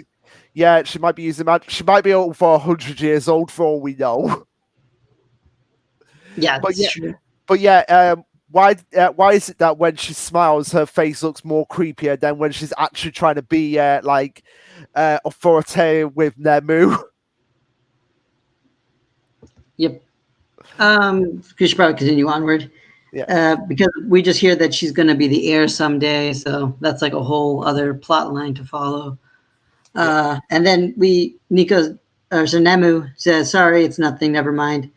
And Keigo realizes the float spell is still on, and she just shoots up into the air immediately. And then we get like a little, uh, I'm not going to say flashback, but a little memory that Nico said, "Your emotional state is important controlling it." So basically, Keigo's like, "Hold on, she was supposed to be good at this spell. Oh, but maybe that's when she was just a kid. When now she's in puberty, so the spell is more sensitive to that." And I'm thinking to myself, you know what? That's actually kind of logical. There's probably a lot of magic you learn, like in general. When you're young, you learn a lot of stuff really quickly because of neuroplasticity and stuff. But additionally, for witches, maybe they learn a lot of spells early on that are like, okay, this is going to be hard to teach you once you hit puberty. So let's just teach you now. Yeah. But also I just wanna comment, Sky says comments, same bro. I didn't get much impact out of the Black Clover chapter. I think it's because all of the spoilers. Still my second of the week though. That's kind of a bummer that you guys Wait, Skies that said that? I don't see yeah, in the comments. he said Oh, is it on Discord? no, it's in the comments. I can see it. Oh, that's weird. Hang on. Because in the comments, last thing I say is, oh wait, yeah, it's up here. I got it buried. I got it. Yeah. Yep. And yeah, I think he's saying that same thing as me. And yeah, it's kind of unfortunate because like Black Clover definitely I feel like should be the best of the week because it was beautifully done. But at the same time, it's just the emotional impact will be lessened by spoilers, and that's partially on me for not blocking spoilers. But I still kind of blame Twitter. Yeah. And But I Nemu swear I have no problems with spoilers for like anything else. yeah. And Nemu will always be best girl. This is true. Yummy mummy. It's building up, but I don't think we'll get it yet. What is the building up to the confrontation with Nemu's mother? Is that what you Um, mean? Sky said, because the irony is that she herself is emotional. Yeah. yeah. hmm So Absolutely. And again, it might just be a cultural thing or a protective mom being like, okay, I don't want my daughter to lose it. But at the same time, we'll probably learn more about her mom and the families later. yeah.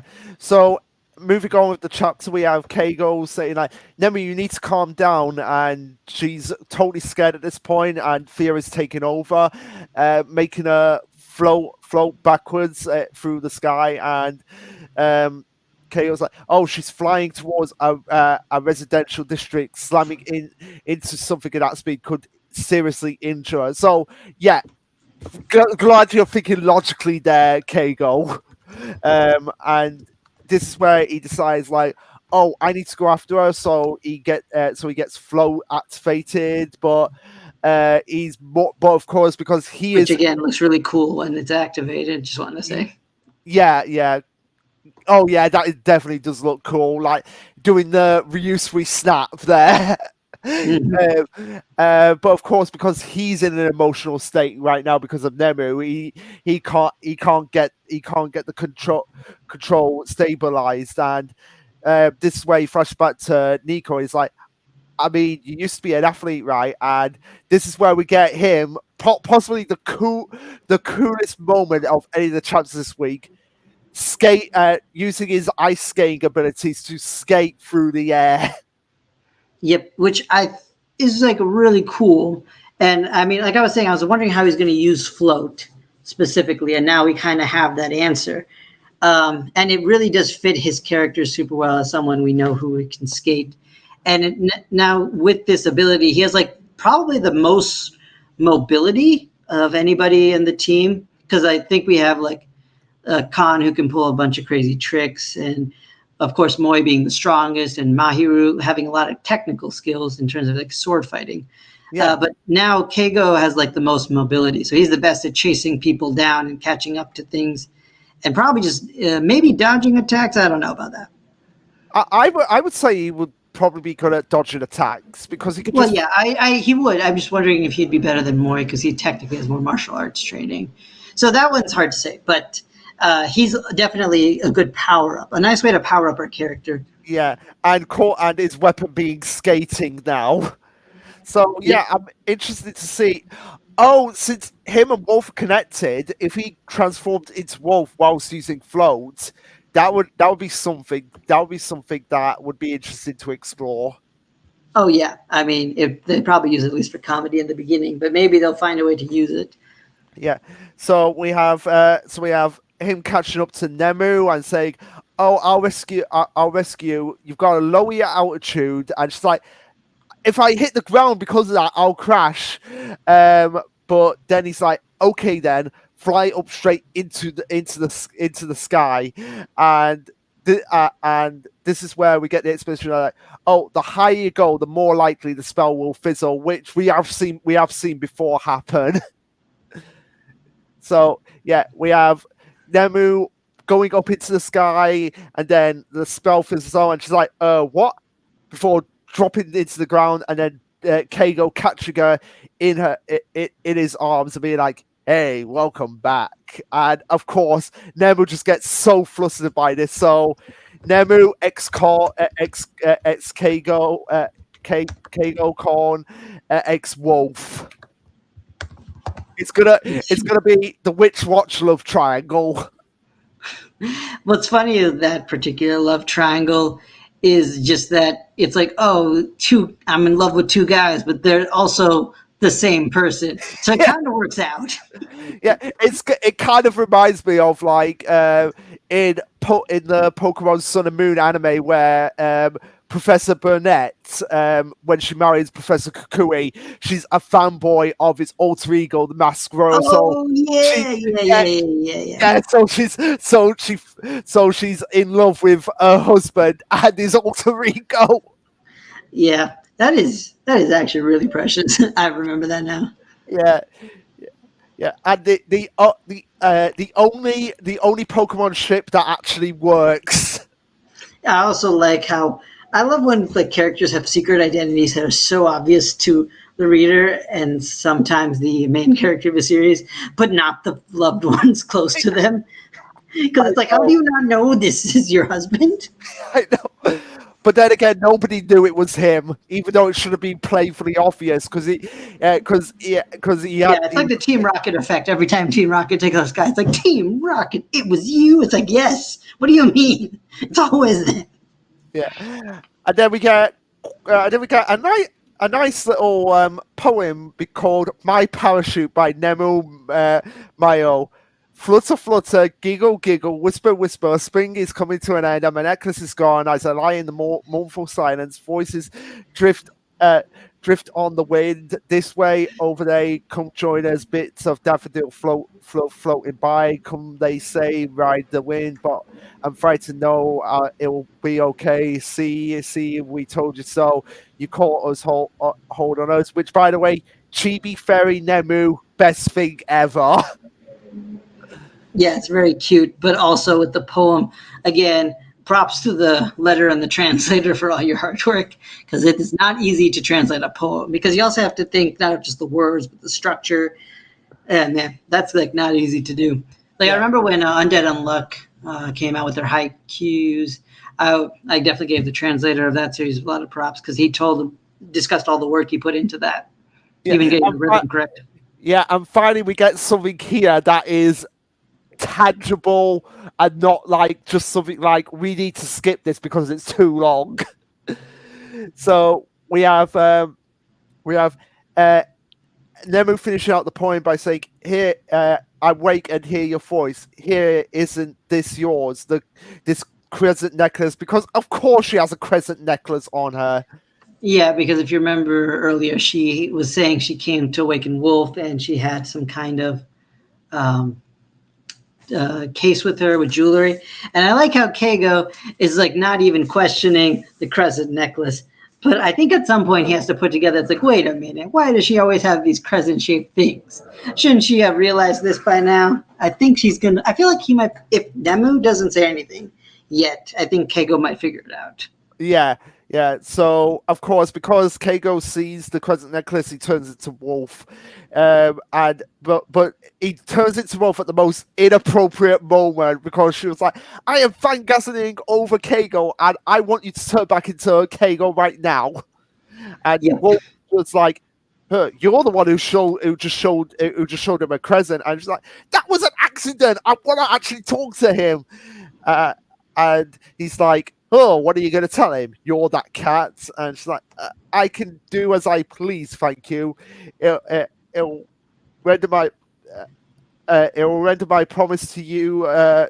But," and he's just like, "Oh, fine. Go ahead. Tell him if you want. I respect everyone's freedom, and I ain't gonna tell anybody what to do. If that's what you want to do, go ahead." And Nemu just retorts that. He's like, "Wait, aren't you telling me what to do now?"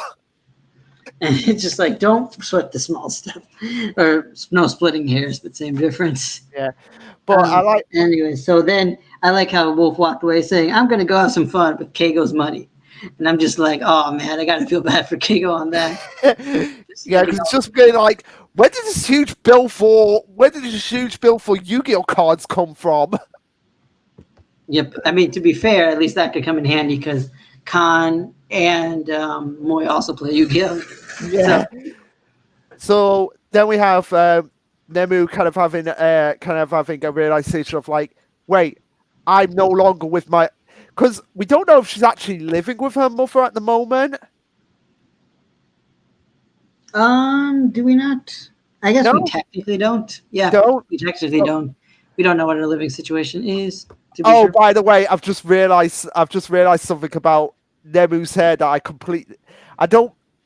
Oh wait, I think I actually mentioned it before. How her hair is in the position of her cat form. So you've got her hair like. Oh yeah, it's like Blake from Ruby. Yeah. Oh, well, I take your word for it. Oh, I thought you watched Ruby, but yeah. No. Basically, she has a ribbon to hide her ears, and in Nemu's case, it's just like her hair is in that same shape. Yeah. And also to address Skyzed's comments, because I think it's been a little bit since we read his stuff. Yep, skating was awesome, man. I agree. And also, I will also agree with you. Witch Watch Love Triangle is better than Blue Boxes, because Blue Boxes, like, okay, because like this chapter for Blue Box Quick Thoughts was that they basically there was a soap opera, and the Shinatsu's mother is like, man, can you believe this woman? She's basically playing the main character's heart by doing all this stuff. She should put some distance. And the entire time she's inadvertently insulting her own daughter. Yeah. And I'm just like, okay, come on. That is a little too on point. Like, what if another chapter is like, oh man, I was reading this romance story. And in the romance story, the main character is so dense, he didn't realize. But then after he gets a confession, he still has no idea what to do. Isn't that aggravating? And then Taki's going to be like, huh, that sounds a lot like my situation. It's almost like we're in a manga. I don't know. That was a little much for me in today's Blue Box. But the other thing is, it's for Blue Box, it's just the very typical romance nonsense for me. And I think some people enjoy it just because, of course, it's their kind of story. But also, I've seen other people just find the circumstances the characters find them in relatable. I don't know or understand how, but whatever. But Witch Watch is a lot more interesting because in this case, the love triangle, like I said, is between where the two guys are and share the same body, so it works out. It would be like if Orihime was in love with Ichigo and Songetsu, aka Hollow Ichigo. Yeah, I guess so. And let's see, the poems in Witch Watch remind me of Valak family songs. Yeah, that's an interesting one because I remember the Valak songs because I've seen Iruma, but I'm not really sure exactly which song you're talking about with the poem because the poems to me at least seem like a fairly generic kind of poem, while the Valak songs are like just hilarious and comedic. So I don't really know the connection there, Skyza, if you want to elaborate on it. Yeah. So anyway, we get Nemu just being like, "Yeah, I'm free to do whatever I want," and she ends up going back into her cat form and going back to the house. But this time, she actually goes and sits on Keigo, and they're all like, what? The cat ran from him last time, and then she's purring so loudly that Nemu thinks it's a rumbling happening, which Nico, but yes. No, Nico. Yeah. Sorry, that was my bad. Which I'm honestly ashamed they didn't do. Like, what's that? Yeah, Alex, what's that rumbling? Eren Yeager's not coming. I hope Eren Yeager's not going to come after us. I mean, that would be funny, but I'm not sure if they're allowed to reference series outside of Jump. I guess not. But yeah, it's just Nemu purring so loudly that it feels like an earthquake, and Keigo's like, I guess it likes me now. What changed? Oh, I don't know, because you kind of you kind of worked your way into her heart now, Keigo. So now you're fighting with Wolf for her affection. And then we have Nemu wrapping out the chapter by saying, "I think for now I'll wait to tell him who I am until later," which is going to be awkward for all of them when they find out that she's the cat. Yeah, it really is. But what I want to say now that we're at the end of the chapter is that it seems like this is the end of the quote unquote arc between the stray cat and the lone dog, which is kind of unfortunate for me because I was hoping this would be the next serious arc. And I know we were like, oh, this is going to be the arc where Nemu finally gets into the house because like we dug into her backstory and we got like a serious arc with her. But at the same time, it doesn't seem like it's going to be that way. So it feels like we're going to be putting that off for even longer. And I have a feeling we're going to get more comedy chapters coming up before we get another arc with Nemu, which is probably going to be the next serious arc for sure at this point. Yeah, at this which point. is a little unfortunate because, I mean, I love the series and I love this chapter, but at the same time, the pacing of the overall series is a little much for me at times. Not to the point where I would say it's bad, but to the point where I still say that the author's previous work, Astro Lost in Space, is definitely better in my eyes than Witch Watch. Okay, fair enough. I mean, I've not read Astro Lost in Space yet. I'll still just keep reminding you of it every now and then because I want you to read it and all. Because I know you like Witch Watch, so yeah, I'll get to it at some point. But I feel like we do need some more like because the fact that they called it the stray cat. Stray usually means like a home. Yeah, they don't have a home. Yeah. Yeah, so we've not really had the lone wolf yet, quote unquote.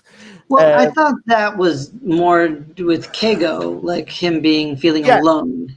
I get that. But at the same time, it might be a play on Wolf as well, being alone because he's like he might want to come out because he wants to always come out. So maybe that's kind of like where he feels alone of the fact that he can only come out where he sees a crescent moon or something like that, and he wants to kind of like experience the world a lot more rather than being trapped inside Keigo.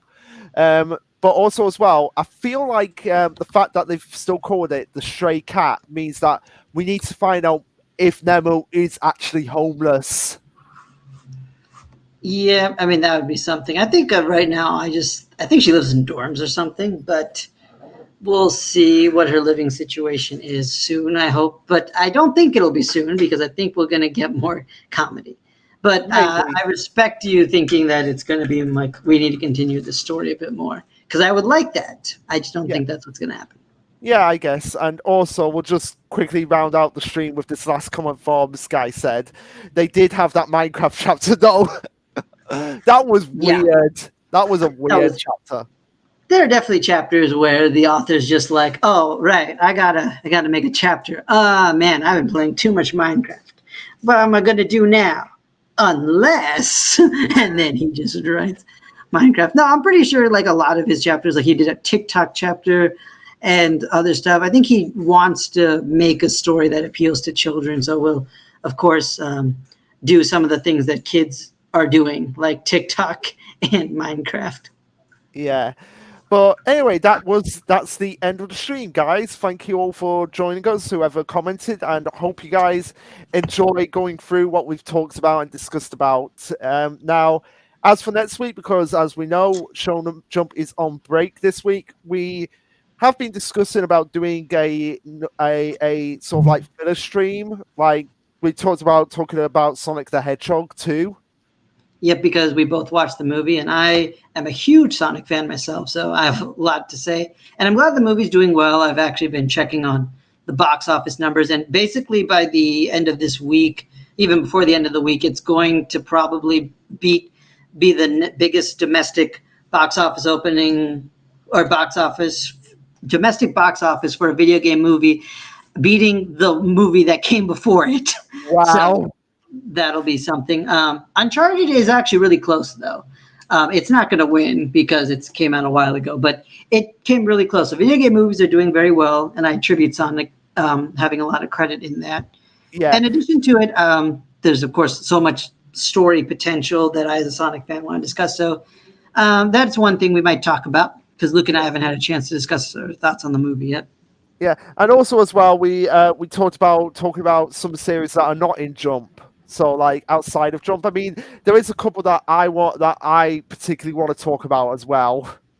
Yep, because there's a lot of manga series that I don't really have too much opportunity to talk about because not too many people read it because it's Yeah, outside of Jump. But so I have to go out and find communities online to yeah, discuss them.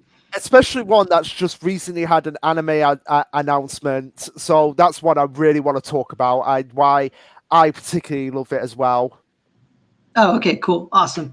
So yeah, again, these aren't really finalized plans. We'll send out a tweet, tag our usual people, and for those who aren't really tagged but still watch our streams, we'll of course have, I guess, something on Luke's Twitter. You can follow at Lasher Luke, I think, Yeah, and yeah, he'll post it there. um, sh- um, sh- Chanagiri La Fortuna and Sentai Daishuku Agenda Push. I have no idea what they are. I do. I'm not reading Frontier just yet. I absolutely want to get into it. I think there's an anime announcement. I'm not sure if there is. I want to wait for the anime because that's what I'm doing with Witchet Atelier because that sounds perfect for me, but I want to watch the anime first. Sentai Dashiki, I believe that is Ranger Reject. I am reading that and caught up. I would love to talk about it. It's one of the series I would talk Okay, about if we do the stream. yeah, we can definitely do that. We can definitely. But Sky said, yeah, definitely. If you want to push me into Frontier, go ahead because I feel like I'm just this close to picking that up. Um, oh, okay, awesome. Yeah, so maybe if we do the stream, you can, or you can just tweet at me, I guess, because you have my Twitter, just like why I should get into Frontier. Because I've heard a lot of good things. It's just like, it's very little bits and pieces every now and then. So I don't have a good grasp of even what the series is about, to be honest with you. Like, I know more about Record of Ragnarok just from talking with people on the Discord. The only reason I haven't gotten into that is just because, well, the officials are kind of hard to find for that one. So I would have to like go out of my way to look them up. Because with Yeah, other series, there's at least like links on Discords I'm a part of that'll easily get me to the newest chapters. And record of I'm mid. also planning on reading Battle Game in 5 seconds pretty soon. So SLF so good, highly recommend. You're gonna have to tell me more about it, but apparently you're not a huge fan of Record of Ragnarok. Apparently not. But yeah. So look out this week for when we announce what we'll be doing. Hopefully next week. But until then, we will see you guys later. Yep, bye.